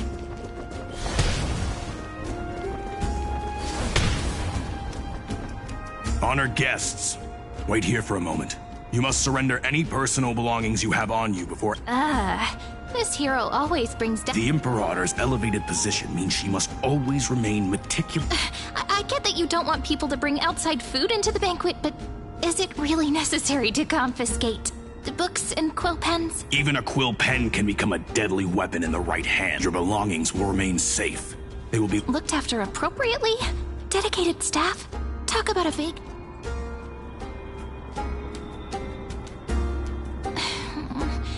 It seems like he's aiming specifically for the chronocognitive.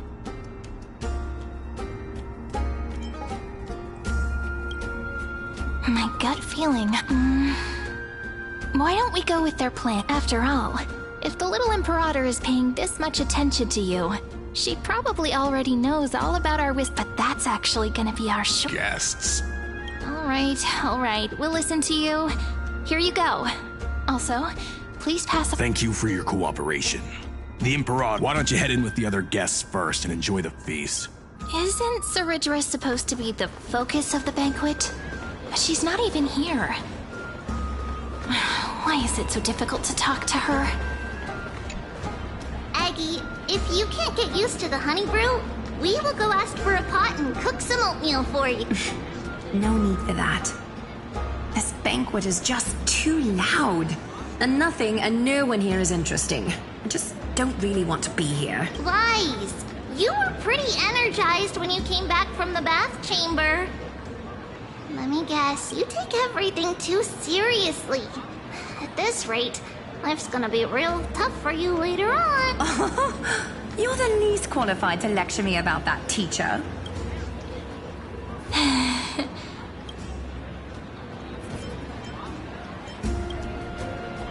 Dear guests, are you here for us?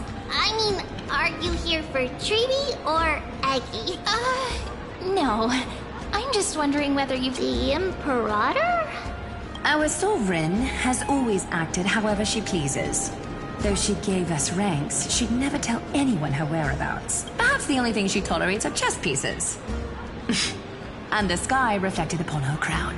I see. Why do you two look so distressed? Why don't we have a toast?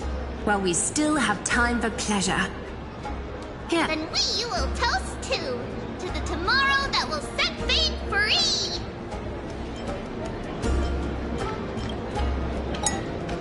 Cheers!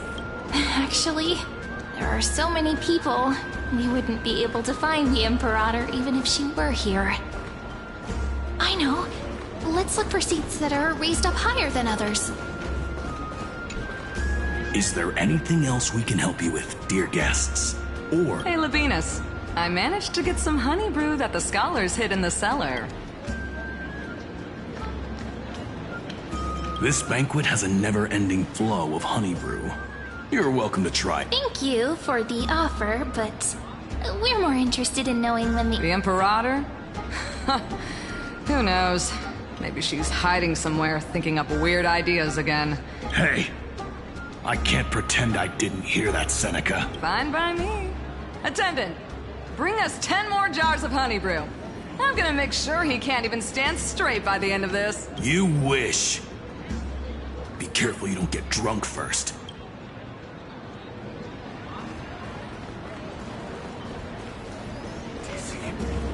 Can you even get drunk on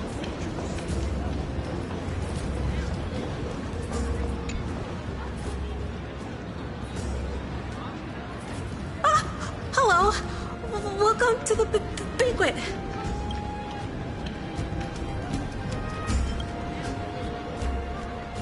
Ah, so the Deliverer is attending this event, as expected.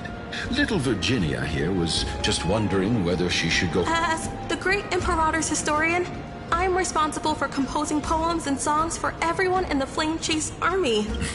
Little Virginia is wondering whether you can let slip a hint or two about her... That doesn't sound like a good idea. Besides, but she'll probably get really disappointed if we tell her that.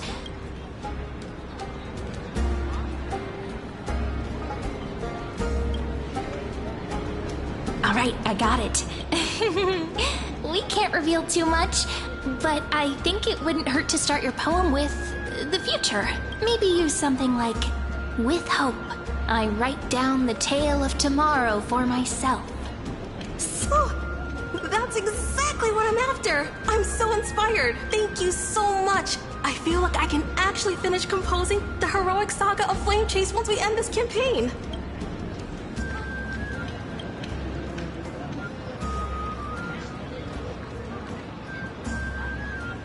Hey, that wasn't improvised, you know.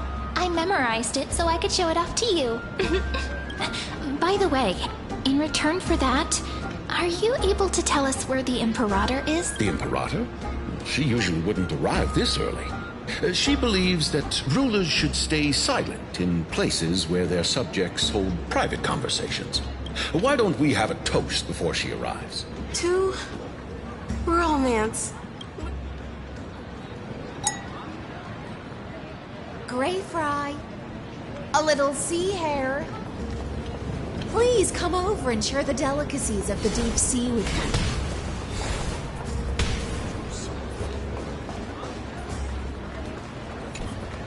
me. You two have been wandering around the venue as if you have something on your mind. Have the attendants not taken care of you well?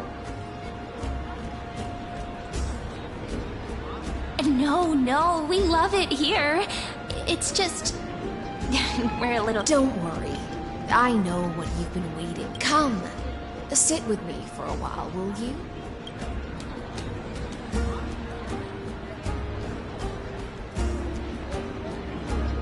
See here? This is Fagusa's dew of divine blood, the sweetest of all the 12 bottles. On the night before such a historical event, I'd like to share this marvelous drink with the Deliverer. Doesn't this count as bringing in outside food? I knew that security check was targeted at us. What's the matter, guests? Oh, we're simply overwhelmed by such an honor. Are you worried that I might have poisoned the dew? Well then, let me prove my innocence.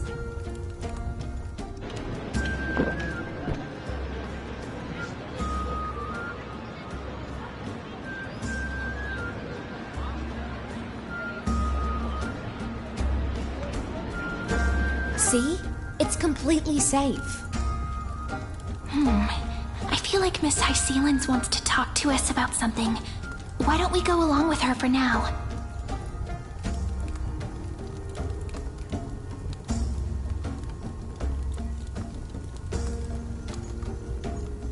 Worry not. Honeydew's not alcohol. It won't get you drunk. On the contrary, it can make your mind even sharper.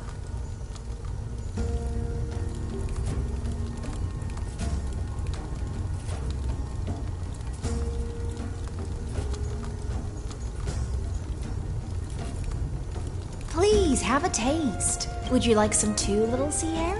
I can drink it myself. How is it? Sweet enough? As long as you like it. Calm at times, tempestuous at others. That's the taste of the ocean. It'll do you good to understand Fagusa's fickleness before we set, just like how you're about to understand the secrets within this dew. Now, please turn around. Very, very quietly.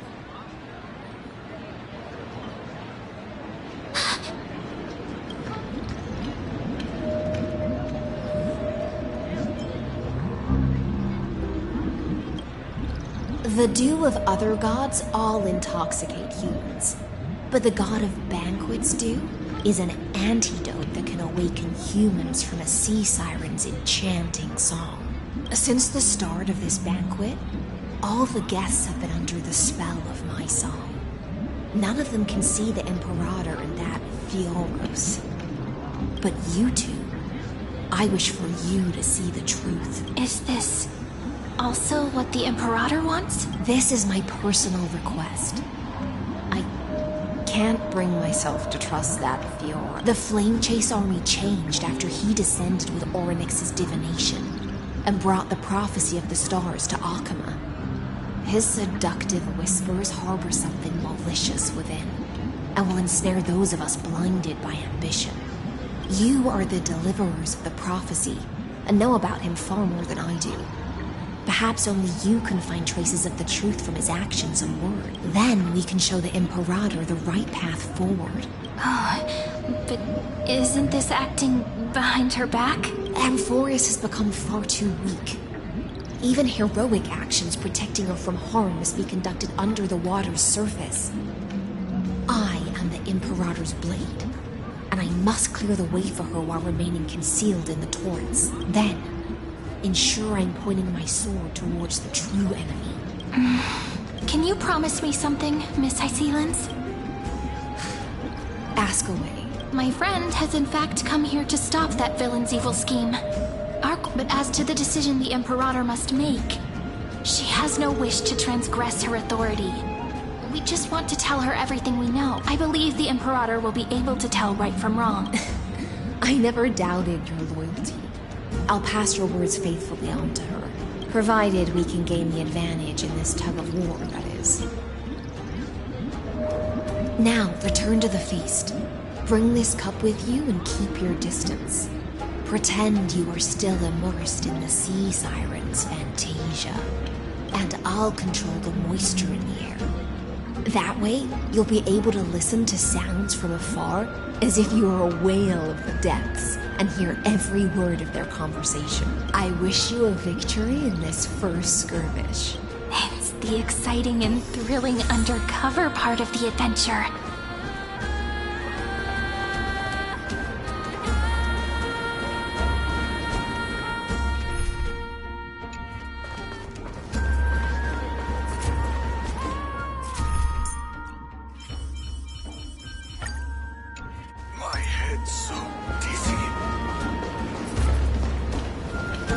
Let's mingle in the crowds here. Relax. Relax. Try to act natural. Where's the Imperator? Still not here. That little imp is always acting so high and mighty towards everyone. Today, I will, whatever. Pour me another cup. Though she has succumbed to drunkenness. A criticism of my height is a grave enough insult already. She should be dismembered. Do you often test the loyalty of your subjects like this? You jest. The Imperator does not need blind loyalty. As long as one can prove they have value, I am willing to be lenient towards them. Let's cut to the chase, Theoros. If I pass the trial and grasp this world's law in my hands, what will you do then? The answer is simple. I will connect Amphorius with the stars. Don't waste my time. Be precise. Be specific. I won't ask a second time. Allow me to adjust my statement. I will correct the regulations within the old law that sealed off Amphorius and merge the black tide with the torrents of Era Nova. Then we will be able to decimate the forces beyond the sky that are trying to annihilate High Tomb and sound the trumpet for the endless campaign you will then embark on. But you previously said that Iron Tomb is unrivaled in power across the stars. Who would dare to annihilate it? There is a federation of warships named the Cienzo Alliance. Warlike and old-fashioned. A cult named the Genius Society. Loosely organized, but steeped in abject insanity. Oh, there's also the Astral Express. A group of lawless vagrants. That so-called Deliverer is part of that last group. Those vagabonds mistakenly believe they can connect the stars through alliances instead of conquest. There are countless other organizations besides, but when the Lord Ravager sweeps across the cosmos... The Achaemenid Alliance is invincible! If those civilizations are not as feeble as you describe, then they may still have some value in testing the quality of my blade. That being said, even the smallest and weakest city-states should build an obelisk to the Imperator, so that their people can constantly recall the glory of her conquests. Walk a little longer with me, Theoros. I don't like how this is going. Our little Imperator seems fascinated by the destruction. Gray Fry, a little sea hare? It seems like they're still talking. Get closer. I'll keep carrying their voices to you.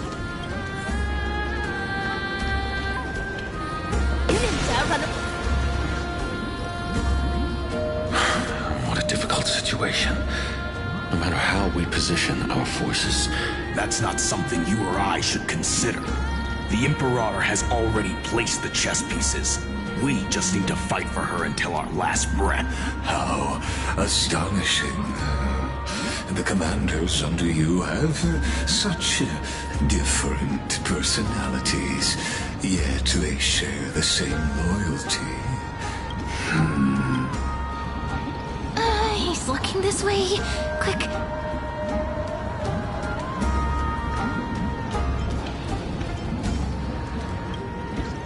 So, you have this super duper speedy rotation of destruction? Oh, I got it. Oh, the one behind the research is development of this. Oh dear. Seems like you've met your match. I'm so full of inspiration right now. What's the matter?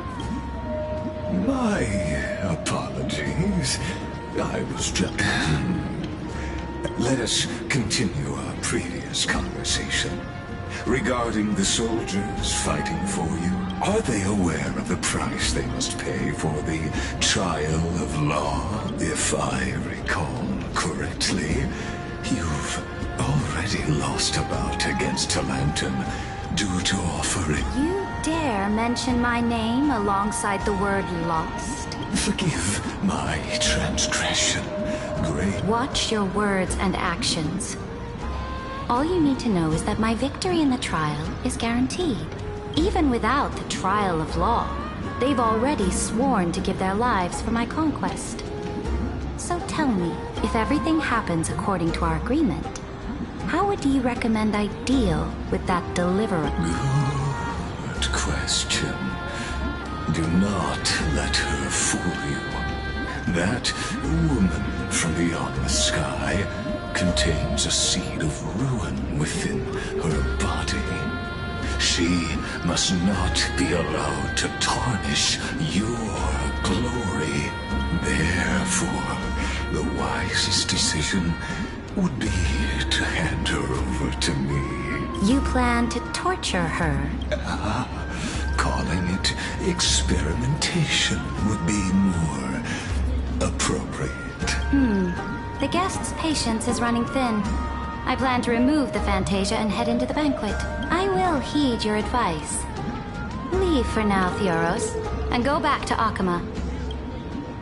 Indeed, it's a pity that Antikytherians are lightweights when it comes to drinking. Before I leave. As I expected. Thank you for your bravery, guests. It's time for me to dispel the Fantasia. This will be the Imperator's last public address before I will try to get you a chance to speak, and I'll also prepare for any contingencies. You should head back to your seats for now.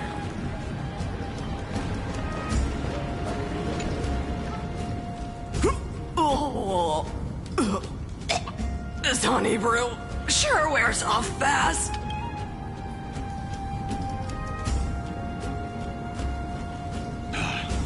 The Imperator! The Imperator has arrived! No need for formalities. I should be apologizing for my tardiness instead. The hour draws late, and I trust you have all had your fill of brews.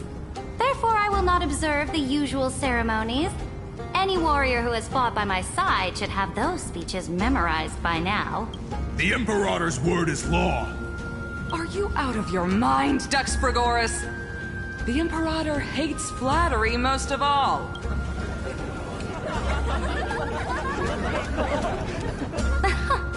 A joyous atmosphere is a better fit for showing me your resolve. I believe that you, my dukes, will do all you can to assist in the campaign against Fagusa, just as you always have. However, it's a pity that I have never tested your loyalty. What does she mean? The purpose of tonight's banquet is not to raise our morale, but to establish which allies our alliance can actually trust, and sever the heads of the traitors as a toast to all before we march.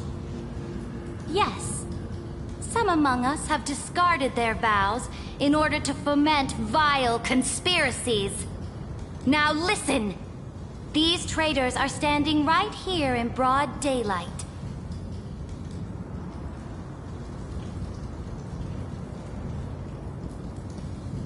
Dux Gladiorum Hycelens. She used the Sea Siren song to immerse the crowds in an illusion and conceal her whereabouts. She then worked with those from beyond the sky to spy on confidential matters, hoping to rob the core flame by force and harm me, the Imperator!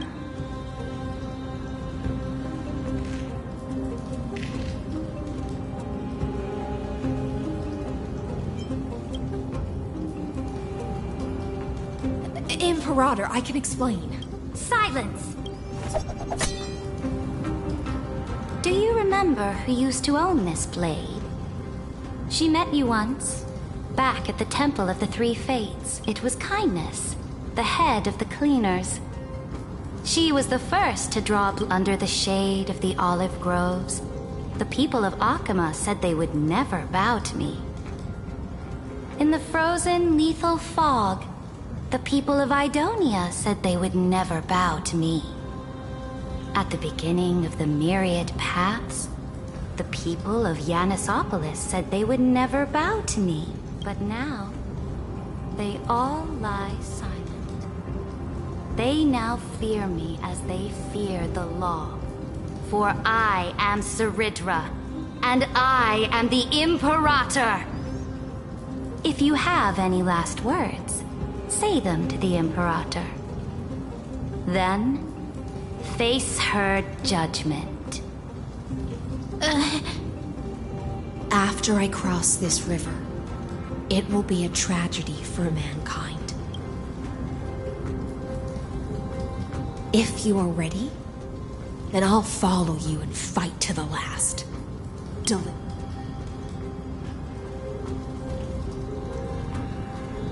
That's right, friend. Now, use your identity and add in a bit of experience and charm and test... You think you can slay a king using your words instead of a sword? I'll have it. Show me the weight of rhetoric from beyond the sky. Will it weigh heavier than 3 human lives? Let's try to watch our words carefully.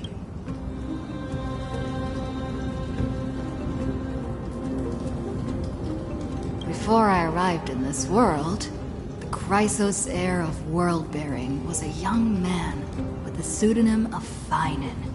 He came from Aedes Elysiae in order to combat the lies of the Era Nova and deliver Amphorius from the ending of destruction. He lived through history 30 million times, hoping futilely to find a breakthrough. And Cyrene, the young woman standing beside me, also carries an equally heavy destiny.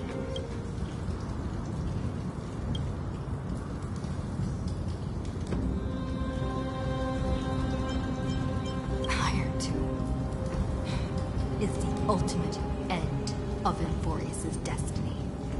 It is an embodiment of pure horror that walks the path of destruction and can never be tamed. That is the only thing Lycus cares about.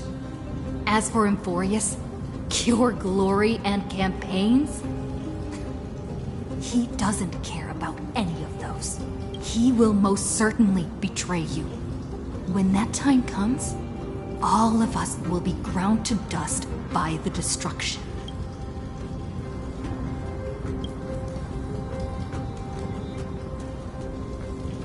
I have seen many beautiful worlds. The road chosen by the Trailblaze is to explore, understand, establish, and connect. That will never change. We will continue our journey until we have united the entire cosmos. Therefore, if you choose the way of the destruction, then I'll place your ambitions into the same basket as Lycus and smash them into pieces with my baseball bat.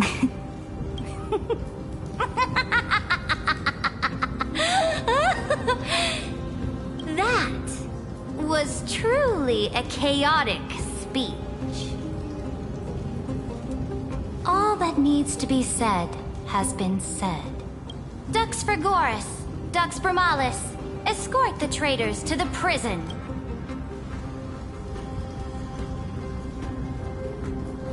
Before the next entry hour, I will give them an end befitting of their betrayal.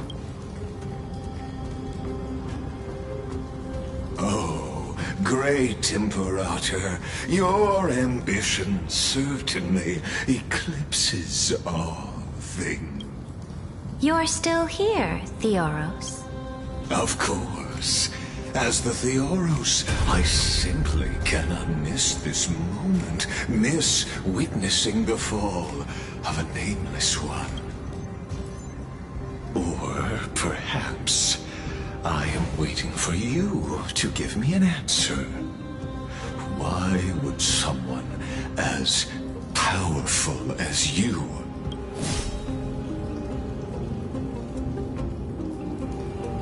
use such a clumsy excuse as imprisonment to ensure the Deliverer's safety? So you finally tossed aside your act. I must point out that you are just as impressive an actor. This banquet was always going to be a game of chess, where you would try to control both sides and turn both them and me into your pawns. That's right. That little Imperator never trusted anyone. She was always trying to see which side had more sincerity. All right, we'll listen to you. Here you go. Also, please pass on a message to the Imperator from us. She can trust my friend, anywhere, anytime. But as to the decision the Imperator must make, he has no wish to transgress her authority. We just want to tell her everything we know. Now, use your identity and add in a bit of experience and charm and testify to the Imperator as we promised. And we won. Sincerity will always remain the greatest shortcut to people's hearts.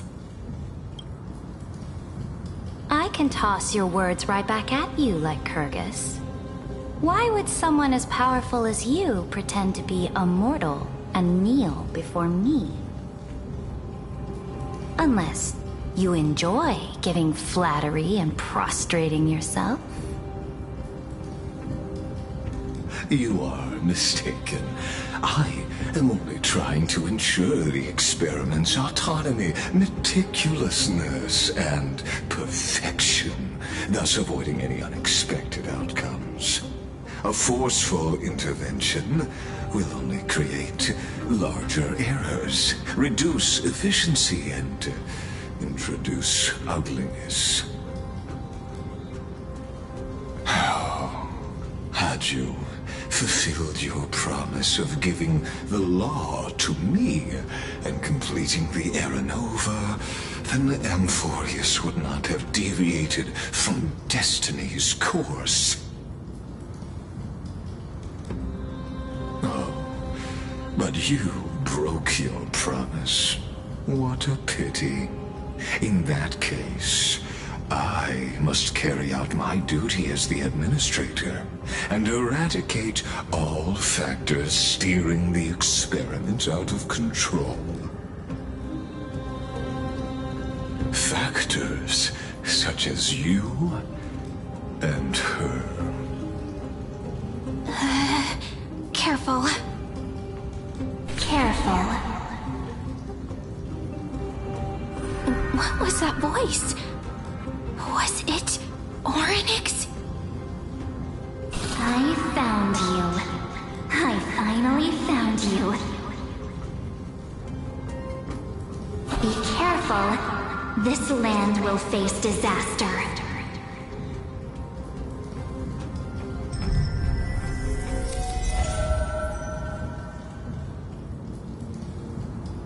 The time of judgment is nigh, my lady. The prison I have built for you is now complete. In the name of the erudition, I invite you to step into the same cage as mine.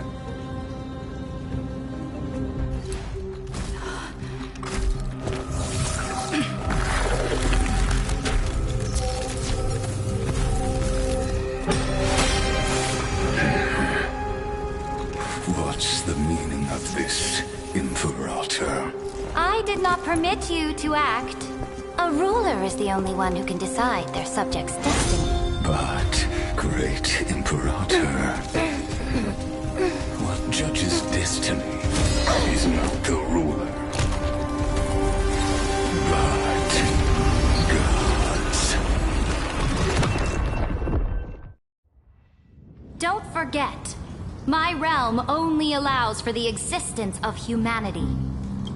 Moreover, dealing out extrajudicial punishment equates to defying the law, and the culprit is to be sentenced to death. But you have seen how I can erase life from this world with just a clap of my hands. I fear you are still quite unaware of your current situation. I am giving you a simple choice. To collaborate, or to be destroyed. Shameless behavior. If that were true, you would have killed me long ago. You, in fact, cannot kill me. I guessed it the first time I beheaded you. Because of the law, you cannot be completely destroyed. And the same is true of the Chrysos heirs. The more you bluff now, the more you are proving that conjecture to be true. What magnificent foresight! I once regarded this precious quality of yours as a sure sign of my ultimate victory. Yet, as a mere mortal, how will you contend against the Theoros? We are both slaves to hubris. But do you know what differentiates us, Lycurgus? I will never be blinded by my pride. If I wish to break the scale's balance, I only need to appeal to external forces and use them for my own ends.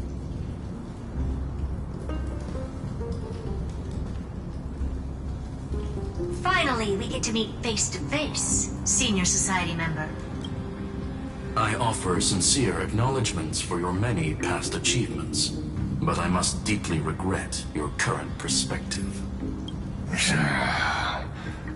Trust me when I say that you aren't the only one feeling regret right now. Screw them. So you two are the allies from beyond the sky the Deliverer spoke of, and why she demanded the divine authority of law. Come and prove your strength to me. Show me the power of these so-called paths. I have spent much time and effort to secure this treasure from beyond the sky just for this moment. In the name of the Sovereign of planet Scrulum, your allies have responded to your call, esteemed Imperator. Please allow me to spell the situation out for you, Lord Lycus. Permission to read the ultimate protocol is already in my hands. It'll only be a matter of time before we acquire the authority to write and execute commands as well. There's no way the flame chase journey will continue after you've burnt your bridges so thoroughly like this. Do you really think you can still win? Oh, seriously. Don't embarrass the society.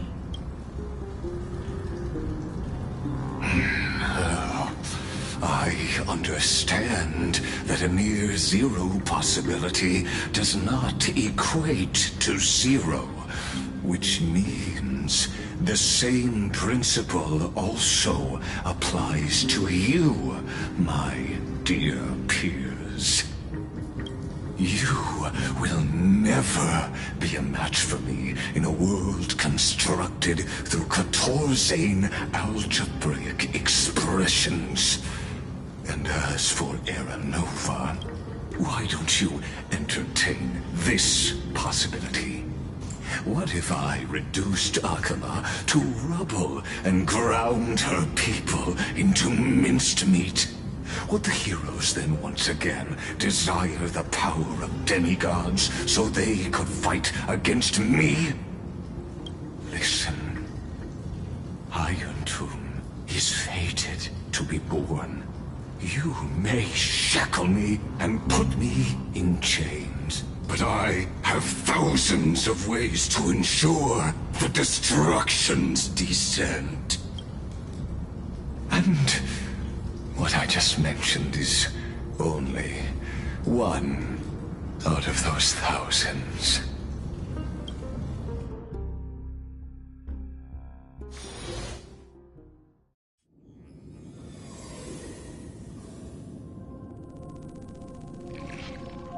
This is the place outside the legends? This doesn't feel the same as before. How should I get back? Warning! Warning! Warning! Warning! Warning!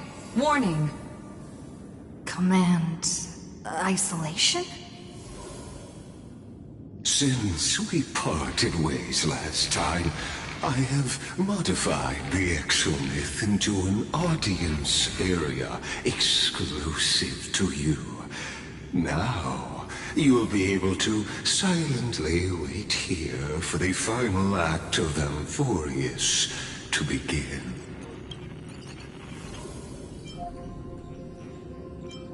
Oh, we always feel so powerless before fate. This could, in fact, be a wonderful opportunity for you. From the audience's perspective, you may better observe the workings of the erudition at a macroscopic level in this place where time flows far slower than with... Oh, I am not doubting your capacity to create miracles.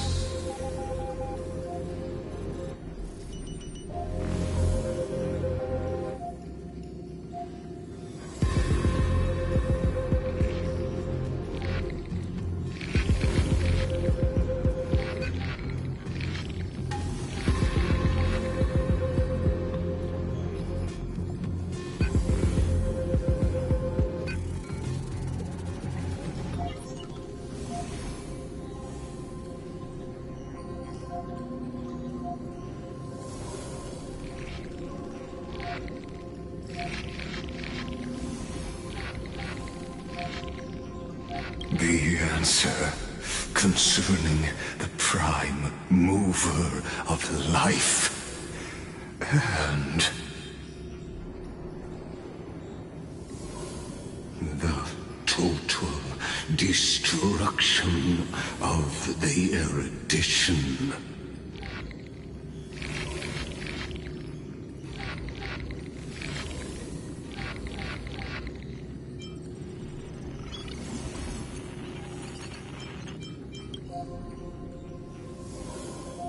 Do you see me as their faithful disciple? I am certainly not.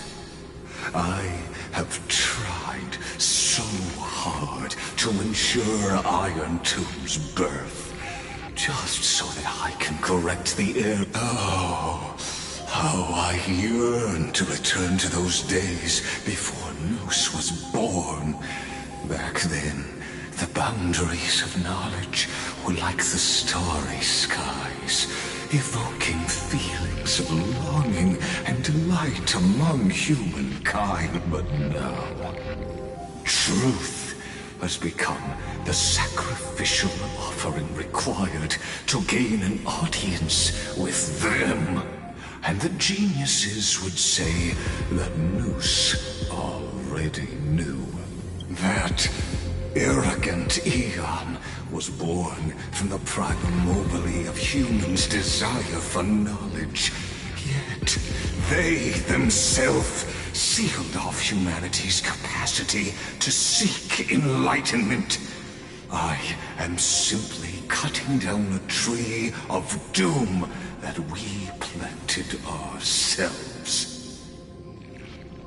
I must admit that the process of answering your questions has reminded me of the happy days of learning in my youth. However, it is a pity that my true form must now descend into Amphoria. But you won't have to wait long. When the curtain falls, you'll surely understand. Where time flows slower than within Amphorius? But how can I get out of here? Can you hear me? Little one! Warning! Warning! Warning! Hurry up! Put some speed in! Do it! I can't keep this up for much longer! That old Intellitron overlooked one little detail. And Screwy and I finally found an opportunity. Let's keep it short. While you were gone, well, in those few years, Amphorius... Yes, time dilation, resulting in an uneven flow. Don't you know this already? Let's stick to the main points. The Chrysos heirs activated the chronocognitive anchor and helped Skrullum and me open a hole in the firewall. We made some adjustments, so he can't attack us immediately, but it won't hold for long. Critical warning. Critical warning. Time is running out. It'll probably take a long time for Screwy and me to completely break this cage before Chrysos heirs have a full grasp of the law to be safe. We'll continue to launch side-channel attacks on the system to give you opportunities to escape. You need to seize these opportunities. So start moving, and find a way to pull off a magnificent jailbreak. We detected another path's influence. Critical warning. Critical warning. Its power is strong. Use the path's power. Make it detect you. Unauthorized communication. Is Herta saying... I mastered the powers of different paths in my previous journeys. Are these showing my memories? With the Stellaron in my body, a world that'll give rise to a Lord Ravager would definitely draw the attention of the destruction. But what if I end up pulling in the Antimatter Legion?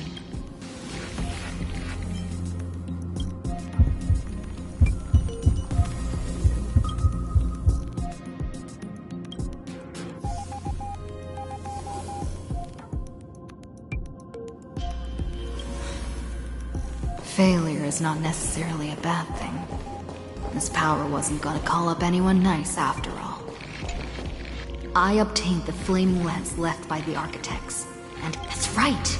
No matter how far away a planet is, the IPC is guaranteed to pay it besides. Even if I can't call up my friends from the IPC,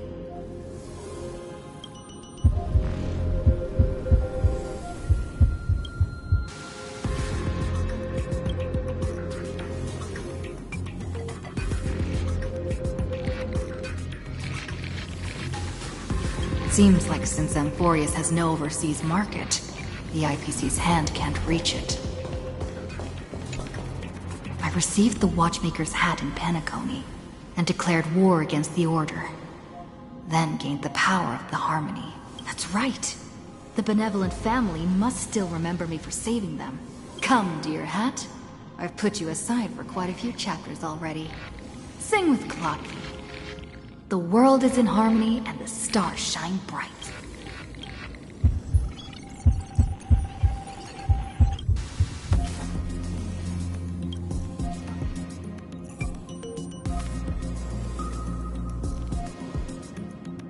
Doesn't Lygus want this story to have background music? He has such terrible taste. The Remembrance, that's right. I came to Emphorius because Black Swan asked us to come. And I even got a glance from Fu Li here. The Garden of Recollection must be intricately, and traces of the Remembrance are also everywhere in this world. I don't...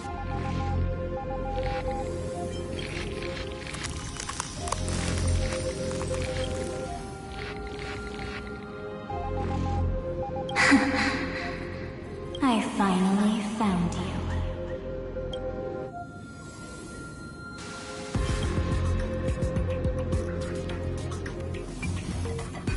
Warning! Warning! Warning! Erudition's prison cannot stop us, for we lie outside the logic of zeros and ones. Come.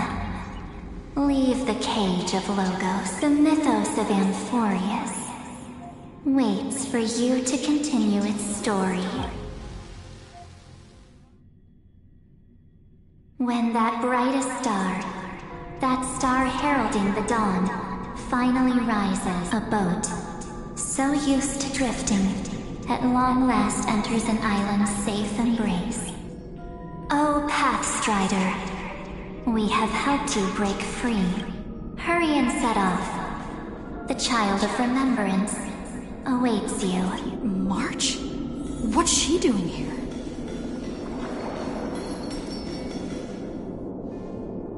Oh, you're finally here! We haven't seen each other for such a long, long time. My good buddy, I've really, really missed you.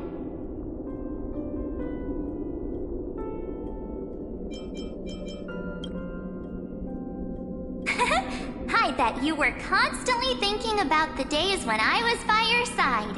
It's been so boring waiting for you in this place. There's no one to chat with, no internet, and not even anything to eat or drink. It's basically a prison. Now the great hero is finally here to save me. Yippee! You must have seen a lot in Amphorius during this time, right?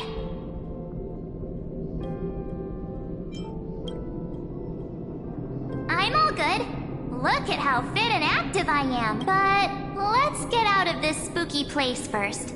Why don't you take me back to reality? A strange voice told me that I can enter Amphor, so let's head off. Why does... What are you standing around for? Do you actually like this place? Hurry! This door should be the exit. Maybe my instincts are wrong. Let's follow her first. Are you okay? Has it been so long that you're still missing me? There's no time to waste, though. The Chrysosayers and the Geniuses are all waiting for you. No. The discrepancy is getting worse.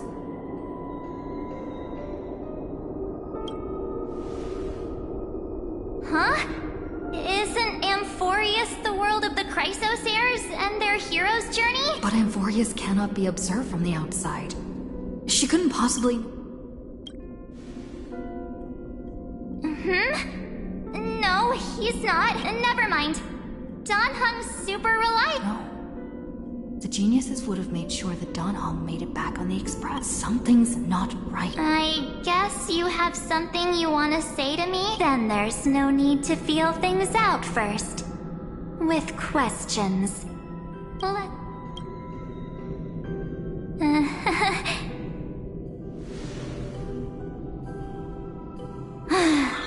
As expected. A glimpse of memory is not enough to deceive the bonds of friendship forged between the Nameless. In that case, there's no need for further deceit. You're right. We're not the March 7th you are acquainted with.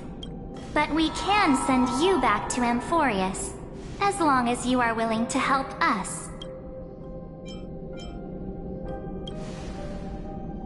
We are the Garden of Recollection. You should be very familiar with that name by now. Just as a reminder, while you hesitate, time is quickly ticking away in Amphorius. Working with us is the best way to stop the enemy of erudition, Erudition would treat any results unrelated to the experiment as garbage and throw them out. But we don't work like that. The Remembrance treats all these instances as important materials needed to weave the universe. Besides, this would be child's play for a great hero like you. It won't be hard at all. Also, if your plan fails and the big bad Iron Tomb manages to get out, then the whole cosmos will be in danger. Wouldn't it be better to have an additional failsafe? As long as you help the Garden retrieve what we want, even if Iron Tomb reformats everything in the physical plane, we can use Remembrance to reconstruct the entire world. Or should we say, the entire universe? So help us. Find where Amphorius's memory began, and bring it out. The Master of Anosrava has already glanced at you. Don't deny it. That storybook is the best evidence. Say, you aren't seriously gonna be moved by their pretty words, are you? I am the one who commanded those little ones to lead you out of the prison. But I didn't expect to attract little gnats trying to take advantage of the situation.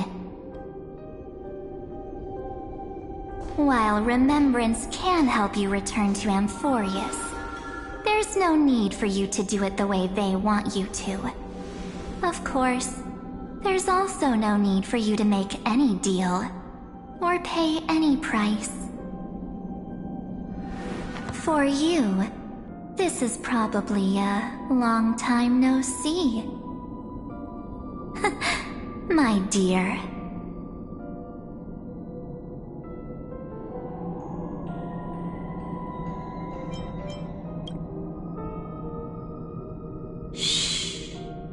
There's no need to say anything. I know. You have so many questions swirling around in your memories at this moment. And you feel so helpless. Put them aside. For now, all you need to do is trust me.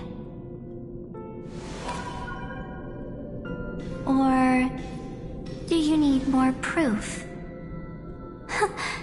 That won't be hard. Wait, stop it! They're awake! I'm gonna keep our first photo, alright? Won't come to pass while we're around.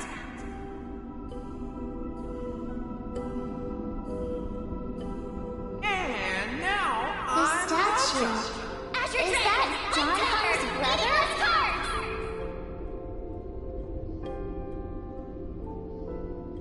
Oh, did you hear that?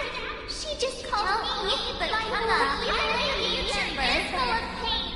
We won't escape from it.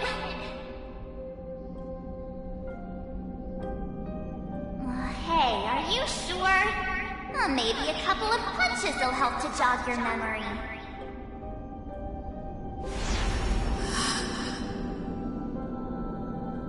It's as if they all happened just yesterday, right? I don't want to lie to you, which is why I will not use her name.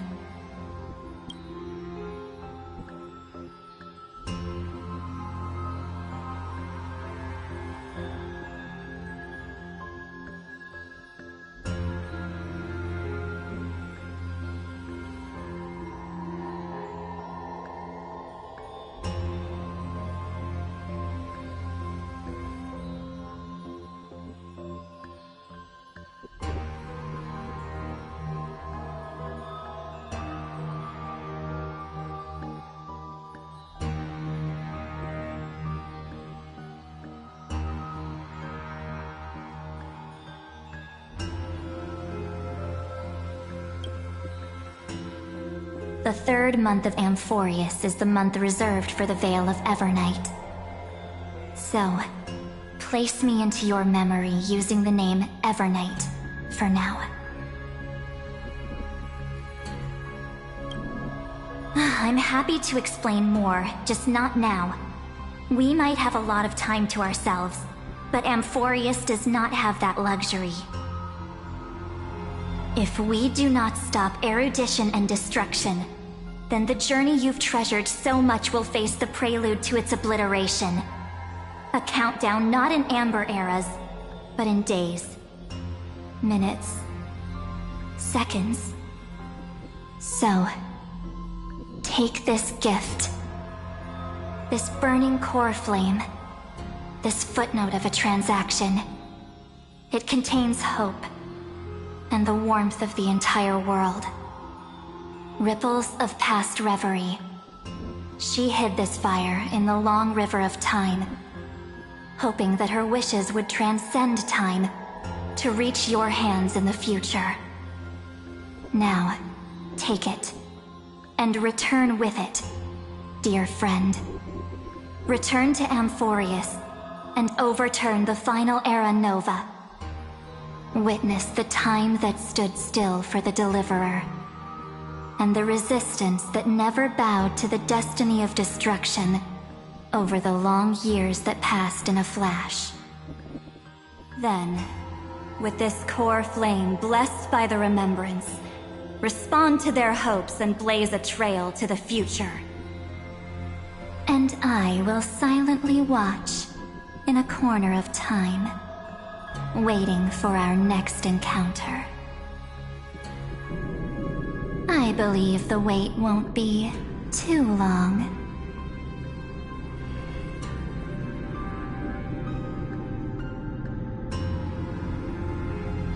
What exactly is happening? Keep going. Keep trailblazing. For Amphorius. For you. And for the March 7th in your memories. Go forth.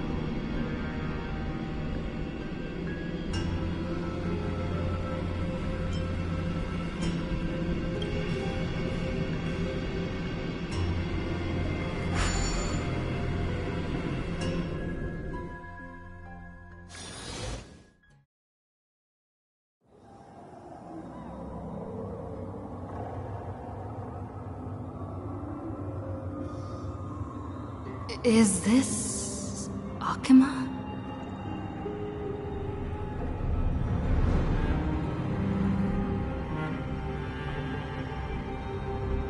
No one's here. And the dawn device off.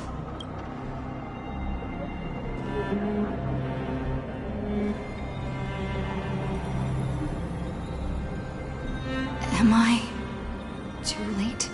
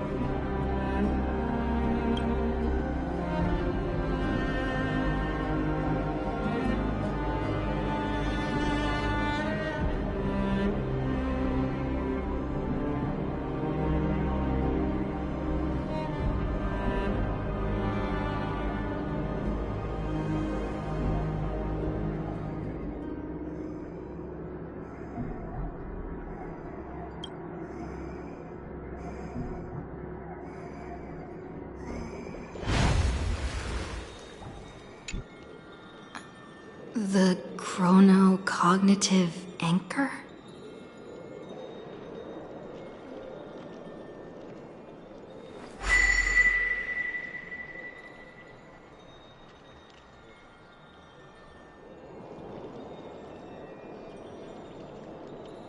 There's so much I wanted to say for our reunion. Yet now that you're back, there's only one thing to say. Welcome back, friend. It's been such a long, long time.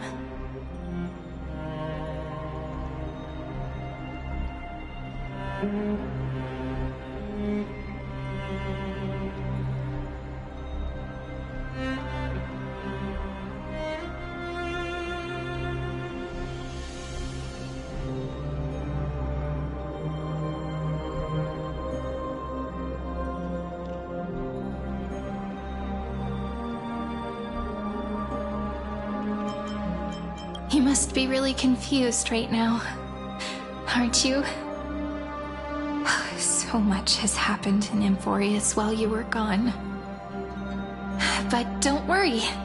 The Deliverer can't afford to be lost, no? Now, please follow me, and turn the pages of time and hear the words everyone left for you. I'll tell you the story of this 1,000-year journey. That way, it won't just be my memories alone. Cyrene can't hear me?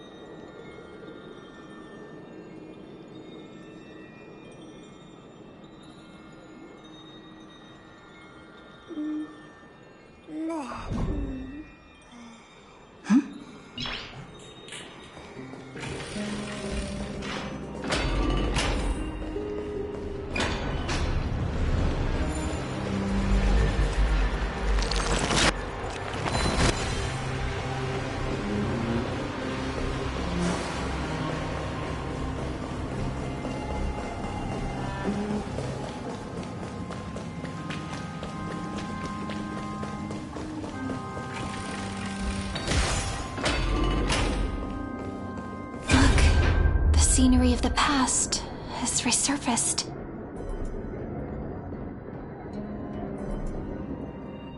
Time flies. 200 years have passed since the Deliverer's fall. We had to return 3 core flames of law, romance, and ocean to stop Lygus, but even so, Terravox has fallen. The 2 geniuses vanished without a trace, and Zeridra embraced her fate. At this rate... Era Nova will come, and Emphorius will fall into the destruction. Oh. It seems the key to rewriting the end once again lies in the core flame of world-bearing. According to the instructions left behind by those 2 geniuses, we must get it into the Deliverer's hands, no matter the cost. But how? We need to find a way to hide the core flame. And we must buy enough time to keep Lygus at bay. About that, Rini might have some good news.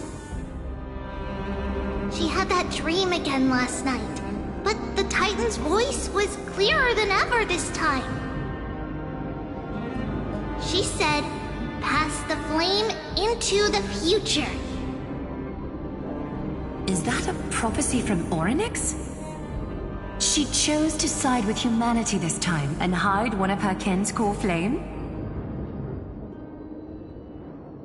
It seems Amphorius' fate isn't sealed just yet. You're right. History has changed. Humans and Titans are both giving their all to keep this world going. Perhaps a relay across the ages is finally about to begin somewhere out there. Unfortunately, life will never go smoothly. Layden's army is already at our gates, and their commander... that Lycurgus. He's right outside Akama. Light calendar 3960. Saridra, under the pretense of a campaign against Vagusa, sacrificed 500 Chrysos heirs to complete the trial of law. This tragedy shook everyone in Amphorius.